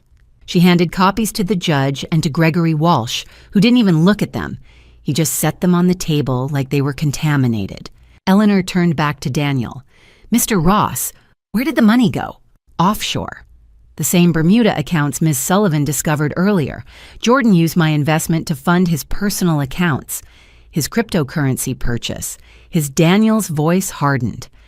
"His luxury condo in Miami." I felt sick. The money wasn't even Jordan's. It was stolen from this man, this honest businessman who'd trusted him. Eleanor's voice was gentle. "Mr. Ross, did you ever receive any return on your investment?" "Not a dime. And when I filed a complaint last month, I discovered Pinnacle Holdings is a shell company. No real business operations, just Jordan moving money around." Judge Matthews leaned forward. "Mr. Ross, are you saying Mr. Pierce defrauded you out of $3.5 million? Daniel looked at Jordan, not with anger, with something worse. Disappointment. "Yes, Your Honor, that's exactly what I'm saying." Eleanor let the silence settle. Then, "Mr. Ross, what impact did this fraud have on your life?" Daniel's voice cracked, just slightly, just enough. "I lost my life savings, everything I'd built over 25 years. I nearly lost my house, my wife and I." He stopped, swallowed. "We're still recovering. I thought about the Miami condo, the $35,000 bracelet, the nursery furniture. Jordan had bought all of it with Daniel Ross's money. Money stolen from a man who'd trusted him. I'd thought I was Jordan's only victim. I was wrong. There were so many of us. Amber, the women in Chicago and Seattle, Daniel, and God knows how many others I didn't know about. Jordan didn't just hurt the people closest to him. He hurt everyone." Eleanor's voice cut through my thoughts. "Mr. Ross, did you ever meet Mrs. Mitchell?" Daniel shook his head. "No, Jordan never mentioned he was married. He told me he was single, a bachelor investor looking to expand his portfolio." Another lie. Another version of Jordan Pierce tailored for another victim. "Thank you, Mr. Ross," Eleanor said. "No further questions." She turned to Gregory Walsh. Didn't even ask, just waited. Gregory didn't stand, didn't speak, just shook his head. "No questions." Judge Matthews gestured to Daniel. "You may step down, Mr. Ross." Daniel stood. As he walked past Jordan's table, he didn't look at him, didn't acknowledge him. Just walked past like Jordan was already gone, like he was a ghost. Eleanor remained standing. "Your Honor, the defense rests. I believe the evidence speaks for itself." Judge Matthews nodded slowly. He removed his glasses, cleaned them with a cloth from his robe pocket. The gesture was deliberate, methodical. When he looked at Jordan, I saw something cold and decisive in his eyes. Justice was coming. "Ms. Sullivan." Judge Matthews said, "This court has heard extensive testimony regarding Mr. Pierce's financial misconduct, fraudulent concealment of assets, perjury, and—" He paused, glanced at his notes. "A pattern of behavior that can only be described as systematic exploitation." Jordan's shoulders slumped. He looked smaller, defeated. Judge Matthews continued, "We'll take a 1-hour recess for lunch. When we return, I'll issue my ruling on the emergency motions filed by Ms. Sullivan. Both parties will remain available." He banged the gavel. The courtroom erupted into noise, people standing, talking, gathering their things. But I couldn't move, couldn't process. Eleanor's hand touched my shoulder. "Come on, let's get some air." I stood on shaking legs, looked back at Jordan one last time. He was sitting alone at the defense table. Gregory Walsh had already left his briefcase in hand, walking out the door like he couldn't escape fast enough. Jordan was completely alone, and for the first time in 9 years, I didn't feel sorry for him. Judge Matthews removed his glasses and set them on the bench. The courtroom went silent, and I stopped breathing. He looked at Jordan, not with anger, not with disgust, with something deeper, something final. "Mr. Pierce." He said, his voice steady and cold. "In 23 years on this bench, I have witnessed many reprehensible acts, but I have rarely seen arrogance and cruelty to match yours." Jordan didn't move, didn't speak. He just sat there staring at the table in front of him. Judge Matthews continued, "You weaponized this court system. You mocked the judicial process. You attempted to use this courtroom as a tool of control to inflict further harm on a woman you vowed to cherish." Each word landed like a hammer blow. "You walked into my courtroom thinking your money and your lawyer meant you'd already won, that you could manipulate the system the way you manipulated your wife, your mistresses, your business partner. You thought you were untouchable." The judge's voice grew colder. "You were wrong." I felt Eleanor's hand on mine under the table. A brief squeeze. I squeezed back hard enough to hurt. Judge Matthews turned to me, and his expression softened. "Mrs. Mitchell," he said, "I owe you an apology. This court should have protected you sooner." My vision blurred. He was apologizing to me. Has anyone with power ever apologized to me? I couldn't remember, couldn't think, couldn't do anything but sit there and try not to fall apart. "I am issuing a preliminary ruling today," Judge Matthews said. "The final order will come after a complete forensic audit. But given the evidence presented, I am making the following immediate determinations." He picked up a piece of paper, read slowly, deliberately. "First, I am freezing all assets belonging to Jordan Pierce Pinnacle Holdings and any entity he controls. Access will be granted only to Mrs. Mitchell and her attorney." I heard Jordan inhale sharply, heard him whisper something to Gregory Walsh. Gregory didn't respond. Judge Matthews continued, "Second, I am granting Mrs. Mitchell immediate and exclusive use of the marital residence at Lakeside Towers and the Bayview Estate. Mr. Pierce, you have 2 hours to vacate. You may take personal belongings only. If you remove anything else, artwork, electronics, documents, you will be placed under arrest." 2 hours. Jordan had 2 hours to leave the home we'd shared for 9 years. The home I'd cleaned, decorated, lived in while he was out living 3 other lives. "Third," Judge Matthews said, and his voice hardened, "I am referring the transcript of these proceedings to the district attorney's office for consideration of criminal charges, perjury, wire fraud, embezzlement. Mr. Walsh, I expect your full cooperation in any investigation that follows." Gregory Walsh nodded, pale and silent. Jordan didn't move, didn't react. He just sat there staring at nothing. Judge Matthews wasn't finished. "Fourth, Mr. Pierce will pay 100% of Mrs. Mitchell's attorney fees." Eleanor's fees flashed through my mind. More than $1,000 an hour, 72 hours of investigation, court time, preparation. Jordan was going to pay for his own destruction. Additionally, Judge Matthews said, "I am placing a restraining order on Mr. Pierce. No contact with Mrs. Mitchell. No communication through third parties. No attempts to access joint accounts or marital property. Violation will result in immediate arrest." He set down the paper, looked at Jordan one last time. Mr. Pierce, you came into this courtroom expecting to win. You expected your wife to leave with nothing. You expected to laugh about it with your mistresses, to brag to your friends about how you took out the trash.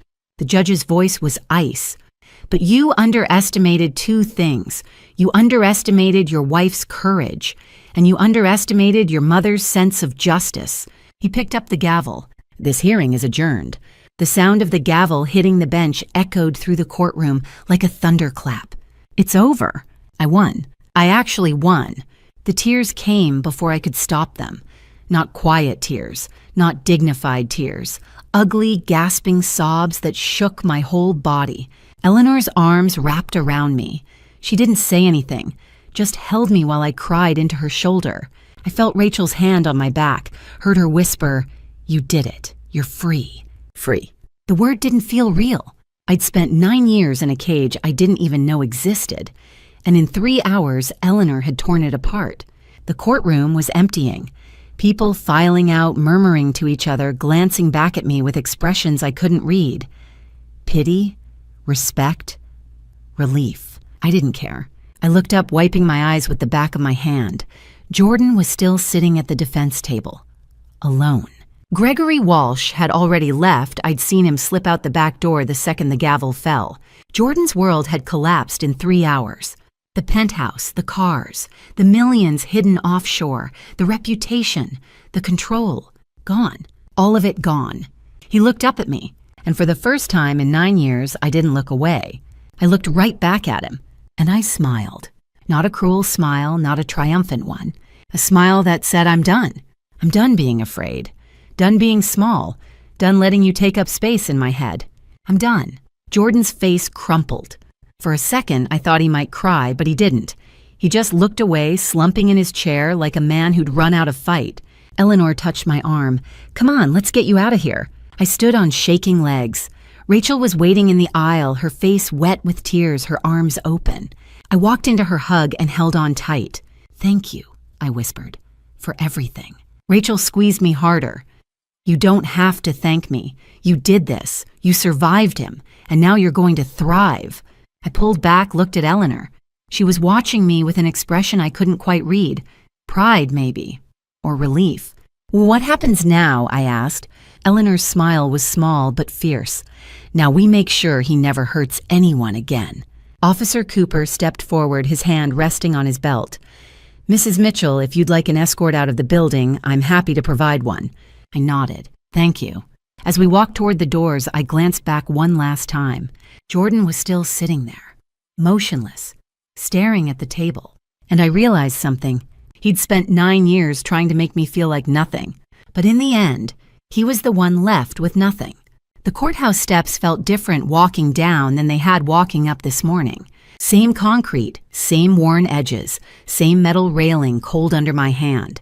But the ground beneath my feet finally felt solid. Eleanor walked beside me, her briefcase in one hand, her phone in the other. She was already fielding calls, her office probably, or other clients waiting for her attention.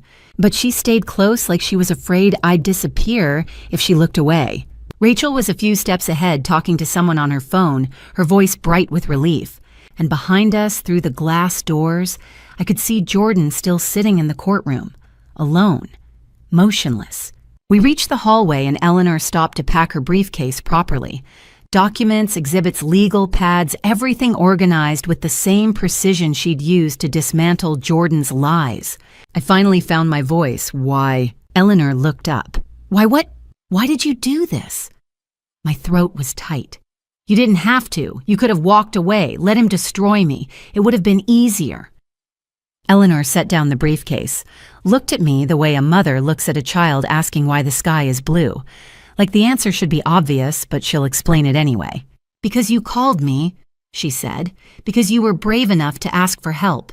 She paused, and I saw something flicker in her eyes. Pain, maybe, or regret. And because he needed to be stopped, even though he's my son, especially because he's my son. The words hit me harder than I expected, especially because he's my son. Eleanor wasn't just protecting me. She was taking responsibility for the man she'd raised, the man who'd become a monster under her roof in her care. I should have seen it sooner. she said quietly.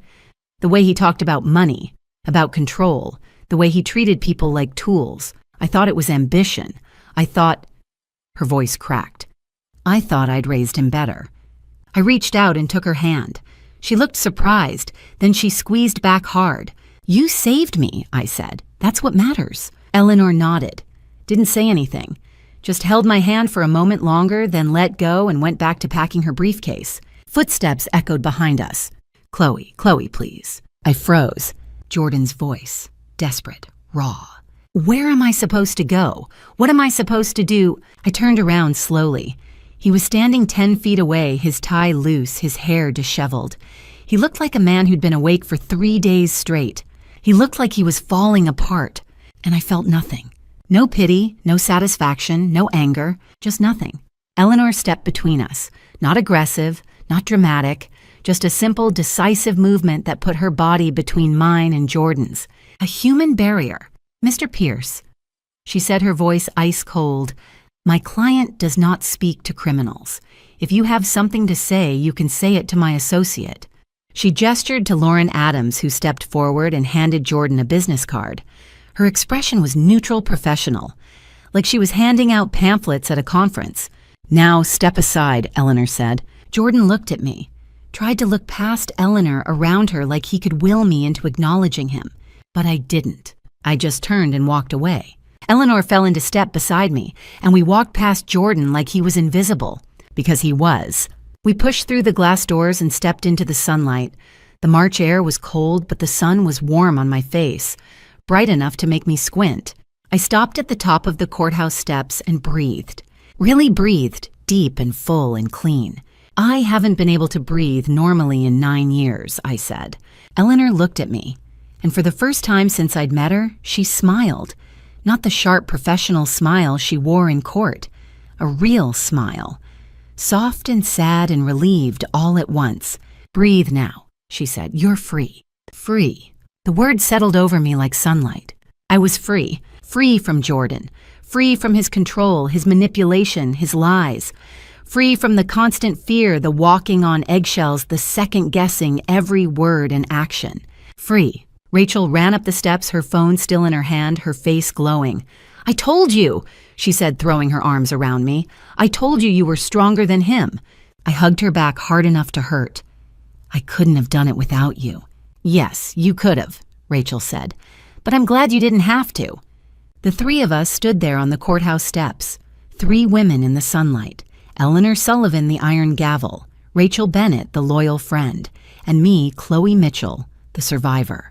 Behind us, the glass doors opened. Gregory Walsh stepped out, phone pressed to his ear, walking fast. He didn't look at us, didn't slow down, just kept walking like he couldn't get away fast enough. I wondered who he was calling. His own lawyer, probably, trying to figure out how to save himself from the wreckage of Jordan Pierce.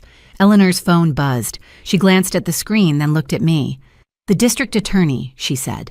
They want to file criminal charges today. Wire fraud, embezzlement, perjury. She paused. They're asking if you're willing to testify at a criminal trial. I didn't hesitate. Yes. Eleanor's smile widened. Good, because we're not done yet. She turned and started down the steps, already typing a response on her phone. Rachel linked her arm through mine. Ready to go celebrate. I looked back at the courthouse one last time.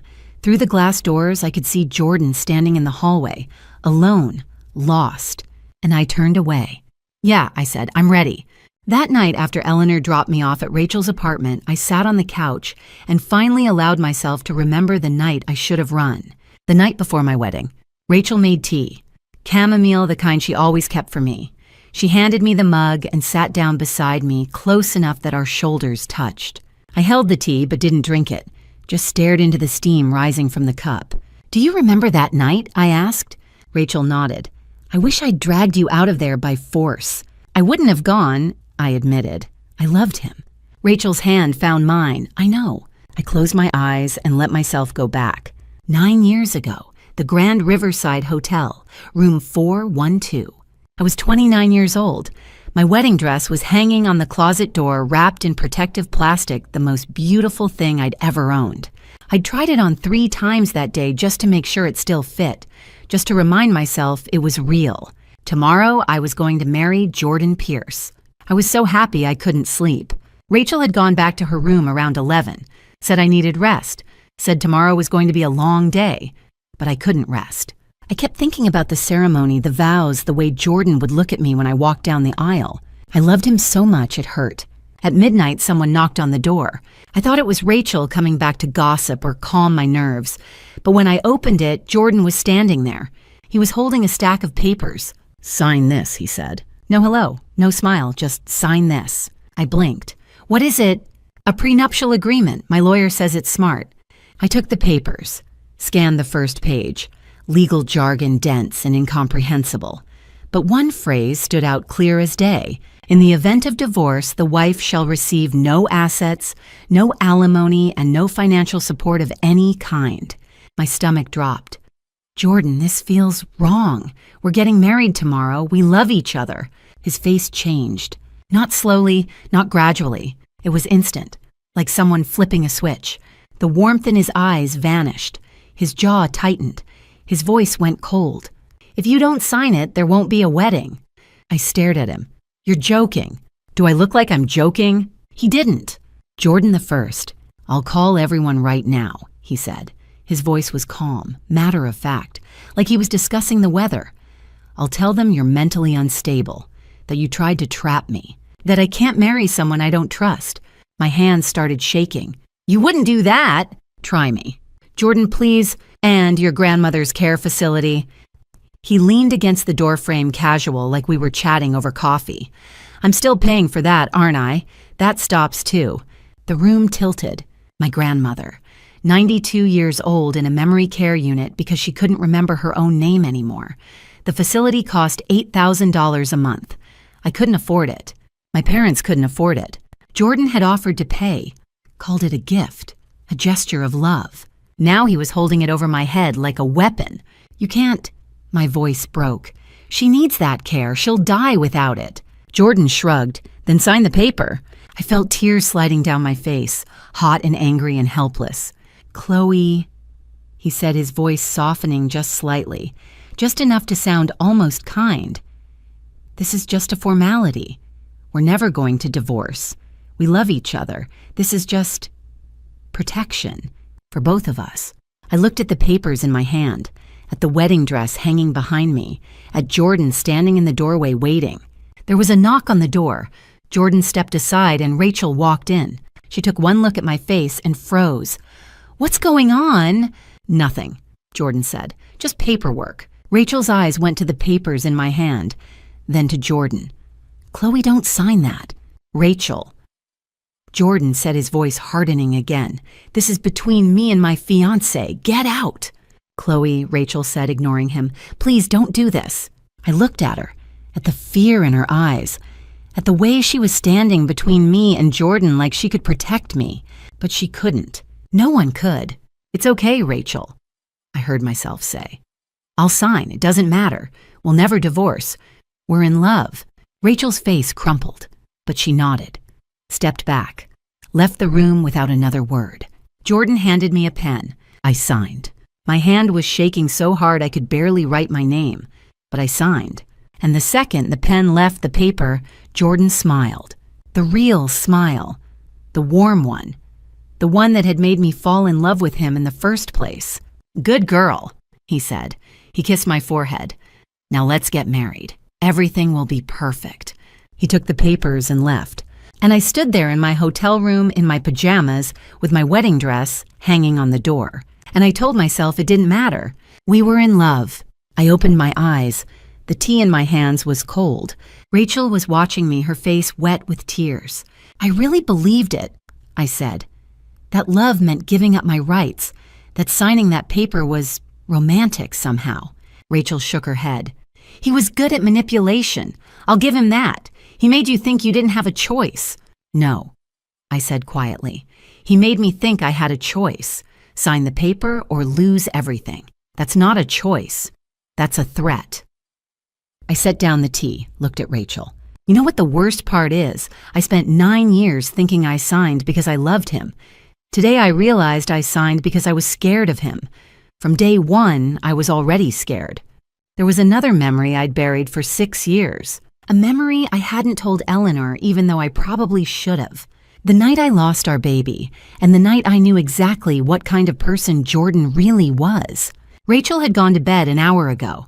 The apartment was quiet except for the hum of the refrigerator and the distant sound of traffic outside. I sat on the couch alone and pulled out my phone, scrolled to the hidden folder, the one I'd created years ago, the one I never opened, and I looked at the ultrasound photo. 12 weeks, a tiny shape on a grainy black and white screen. I'd never known if it was a boy or a girl. I'd never had the chance to find out. 2017, Riverside General Hospital, 2 a.m. I woke up in a hospital bed groggy and disoriented. There were tubes in my arm, a blood pressure cuff squeezing my bicep, a machine beeping steadily beside me. A doctor I didn't recognize stood at the foot of the bed. Her face was kind, tired, the kind of tired that comes from delivering bad news over and over again. "Mrs. Pierce," she said gently, "I'm very sorry there were complications. We had to perform an emergency procedure. We couldn't save the pregnancy." The words didn't make sense at first. Couldn't save the pregnancy. And then they did, and my world ended. "Where's my husband?" I asked. My voice sounded hollow, distant. The nurse standing beside the doctor looked uncomfortable. "He's in the waiting room. He said he had some work emails to handle." Work emails. I was losing our baby, and Jordan was handling work emails. The door opened. Jordan walked in.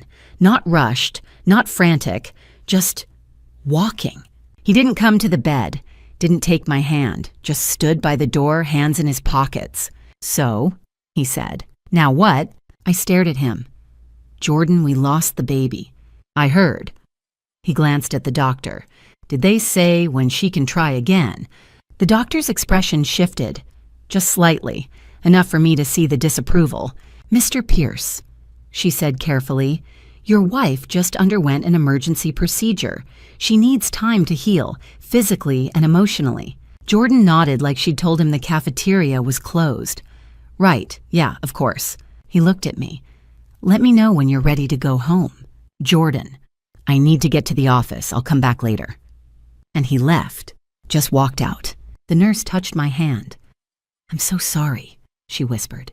I didn't know if she was sorry about the baby or sorry about my husband. Maybe both. 3 days later, I was home, in bed, staring at the ceiling. I hadn't stopped crying. Every time I thought I was done, the tears would start again. Waves of grief that pulled me under and wouldn't let go. Jordan walked into the bedroom, not to check on me, to get his watch from the dresser. "You need to get over this," he said. I turned my head to look at him. "What? This?" He gestured vaguely at me. "At the bed. At the tissue box on the nightstand. You need to move on. These things happen. We can try again later.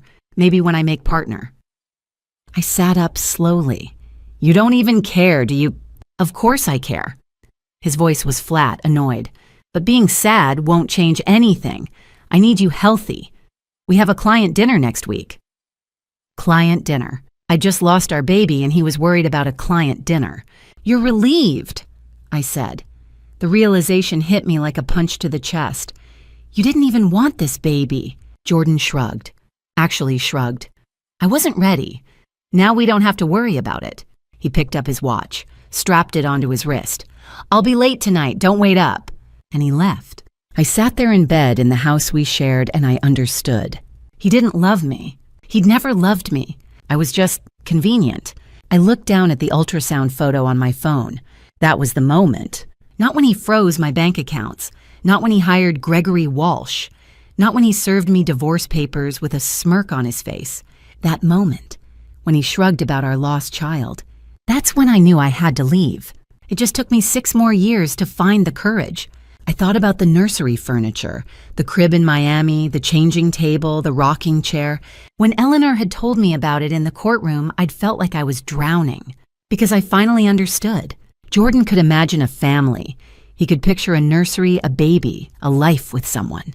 Just not with me. Never with me. I touched the ultrasound photo one last time. Then I pressed delete. The phone asked if I was sure. I was. For 9 years, I'd kept that photo, hidden away in a folder I never opened, hoping that one day somehow Jordan would grieve with me, that he'd acknowledge what we'd lost, that he'd say he was sorry. But he never would, and I didn't need his grief anymore. I had my own, and that was enough. The photo disappeared. The folder was empty. I set down my phone and closed my eyes. Tomorrow I'd wake up in Rachel's apartment. I'd start looking for my own place. I'd figure out what came next. But tonight I let myself grieve. Not for Jordan, not for the marriage, not even for the baby I'd lost 6 years ago. I grieved for the woman I used to be, the one who'd believed love meant sacrifice, the one who'd thought that if she just tried hard enough she could make him care. That woman was gone, and in her place was someone stronger, someone who knew her worth, someone who didn't need anyone's permission to be free. 2 days after the trial, Eleanor called me from the Riverside Grand. She asked if I would come to her suite, room 804. Her voice carried a tremor I'd never heard before, not in the courtroom. Not even in that moment in the bathroom when she'd allowed herself 3 seconds of private grief before returning to demolish her own son. When I arrived, she opened the door in jeans. Eleanor Sullivan, the iron gavel in denim, and a soft cashmere sweater the color of slate. No armor, no briefcase. Just a woman holding 2 glasses and a bottle of scotch. "Come in," she said quietly. "We need to talk." The suite was elegant and impersonal. Beige walls, abstract art, a window overlooking the lights of Riverside. She poured 2 fingers of scotch into each glass neat and handed one to me. Her hands were steady, but her eyes weren't. "I owe you everything," she said, sitting across from me on the ivory sofa. "Not just an apology. Everything." I didn't know what to say, so I waited. Eleanor took a slow sip, then set the glass down with care, as if it might shatter. I raised him, Chloe. Every cruel thing he did to you, every manipulative tactic, every cold calculation, I taught him that. I showed him how. Eleanor. No. Her voice was firm but not unkind. Let me say this. I've been rehearsing it for 2 days, and if I don't get it out now, I never will. She took a breath and I saw the crack widen. Jordan's father left when he was 5 years old. She began her gaze fixed on the amber liquid in her glass. He was a corporate lawyer just like me. Brilliant, ambitious, ruthless. We were a perfect match until we weren't. He wanted a partner who would put family first. I wanted a partner who understood that my career wasn't negotiable. She paused, her jaw tightening. So he left, and I told myself it didn't matter. I told Jordan it didn't matter. I said, we don't need him. We're strong. We'll be fine. And we were fine on paper. I worked 16-hour days. I hired the best nannies, enrolled him in the best schools. I gave him everything money could buy. But you weren't there, I said softly. Eleanor's eyes glistened. No, I wasn't. I missed his first day of kindergarten because I was in Geneva on a case. I missed his business school graduation because a client needed me in Singapore. I missed everything that mattered, and I convinced myself it was okay because I was teaching him to be strong, to be independent, to survive without needing anyone. Her voice broke on the last word. I taught him that success means winning at any cost, that emotions are a weakness, that money equals worth. She looked at me, and the guilt in her expression was so raw it hurt to witness. I turned him into a man who could look at his pregnant wife and see an inconvenience, a man who could lose a child and shrug it off as a minor setback, a man who could weaponize the legal system to destroy the woman he promised to love. I reached across the table and placed my hand over hers. You gave him tools, I said carefully. He chose to weaponize them. That's not the same thing. Isn't it? Eleanor's voice cracked. I thought when he married you, I thought maybe you'd soften him, that your warmth, your kindness, your art would balance out everything I'd made him into. But instead, he tried to break you. He tried to reshape you in his image because that's what I taught him to do, bend the world to your will, or destroy it. She wiped her eyes with the back of her hand, a gesture so unguarded it made my chest ache. I remember Christmas 2019. You and Jordan came to my house in Georgetown for dinner.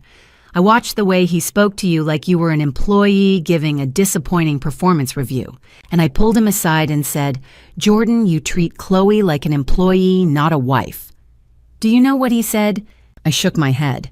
He said, "That's rich coming from the woman who treated Dad like a subordinate." Eleanor's laugh was bitter and broken, and he was right. I destroyed my marriage with his father the exact same way he was destroying his marriage with you. I taught him that love is transactional. That partnership is about power, not compassion. The silence stretched between us heavy and aching. "When you called me," Eleanor continued, her voice barely above a whisper, "and asked me to represent you, I knew what it meant. I knew I'd have to choose between being his mother and being a good person. And God, Chloe, it hurts. It hurts so much I can't breathe sometimes." I squeezed her hand tighter. "But you chose," I said. "You chose to stop the cycle. That's not cruelty, Eleanor. That's love. Is it—" She searched my face, desperate for absolution. "Or is it just too late?" "It's not too late to be the person you want to be," I told her. "It's not too late to fix your life, to fix how you measure success, to fix how you show love. And if you'll let me help you, we can start with us." Eleanor's tears spilled over, then quiet and unchecked. She gripped my hand like a lifeline. "I spent 30 years building a reputation," she said hoarsely. "The iron gavel, the woman who never loses, the lawyer every powerful man fears. And it cost me my marriage. It cost me my son. It nearly cost you your life. But it didn't," I said firmly. "I'm here. You're here. And we get to decide what happens next." She looked at me for a long moment, and something shifted in her expression. Hope, fragile and tentative, breaking through the grief. "I want to fix this," she said. "I want to fix my life. Fix how I measure success. Fix how I love people. Starting with you, if you'll let me." I smiled through my own tears. "I think we could both use a family that actually shows up." Eleanor laughed, a real laugh, soft and startled and genuine. She raised her glass. "To new beginnings," she said. I clinked my glass against hers. "To new beginnings." We sat in that hotel room for another hour talking about everything and nothing, about Jordan's sentencing hearing, about my photography, about the apartment I was renting, about the small ways we were both learning to rebuild. When I finally left, Eleanor walked me to the door and pulled me into a hug, brief, fierce, and full of everything neither of us knew how to say. "Thank you," she whispered, "for giving me a second chance." "Thank you," I whispered back, "for fighting for me." As I walked back to my car under the glow of the riverside streetlights, I realized something. Eleanor and I had both spent years trapped in versions of ourselves we thought we had to be. But maybe, just maybe, we were finally learning how to be free. The gallery in downtown Riverside was small, but the floor-to-ceiling windows let in July sunlight like liquid gold.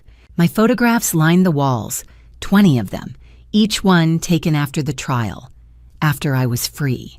And for the first time in 9 years, I could breathe without being afraid.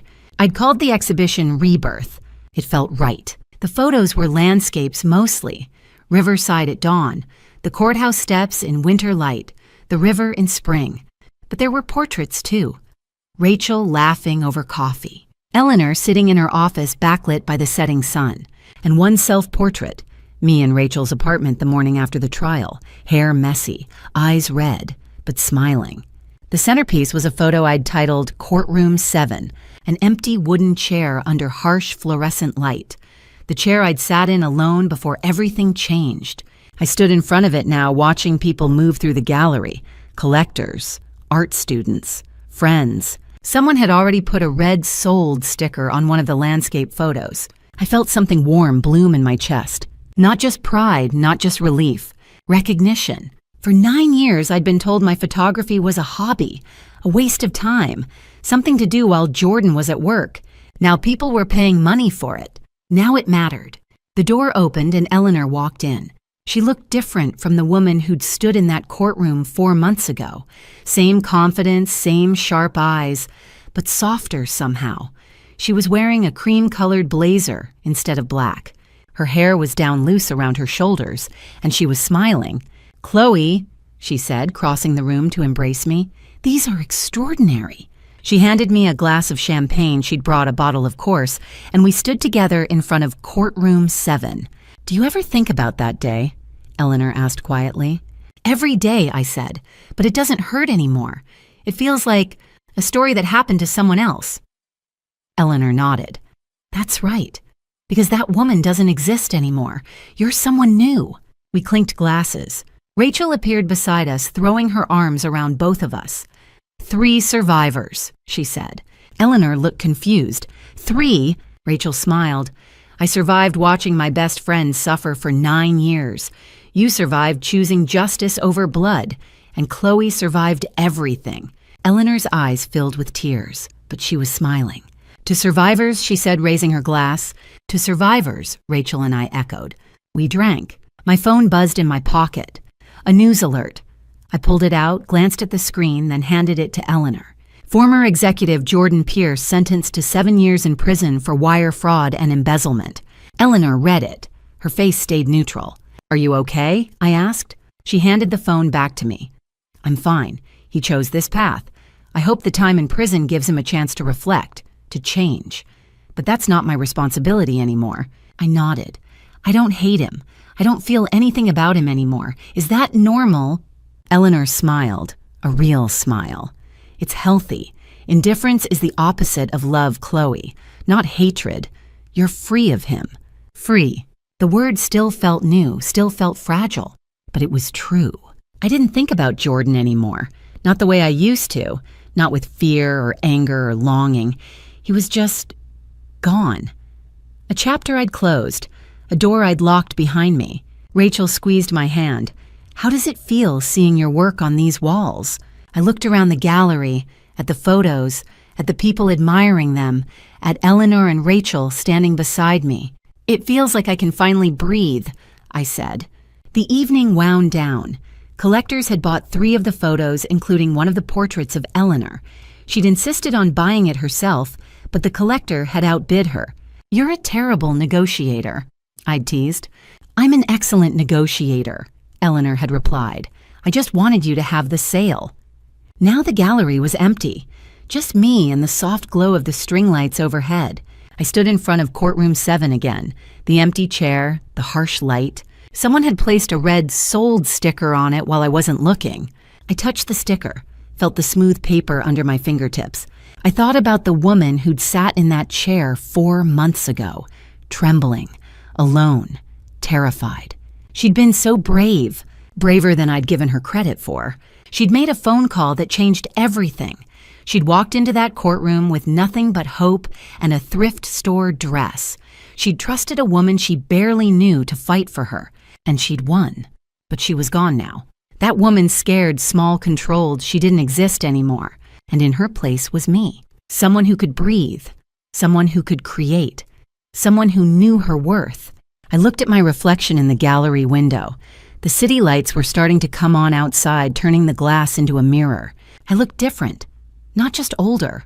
Lighter. Like I'd been carrying a weight for so long I'd forgotten it was there. And now it was gone. I thought about something Eleanor had said once in that hotel room 2 days after the trial. The opposite of being trapped isn't freedom. It's becoming someone who was never trapped to begin with. I hadn't understood it then.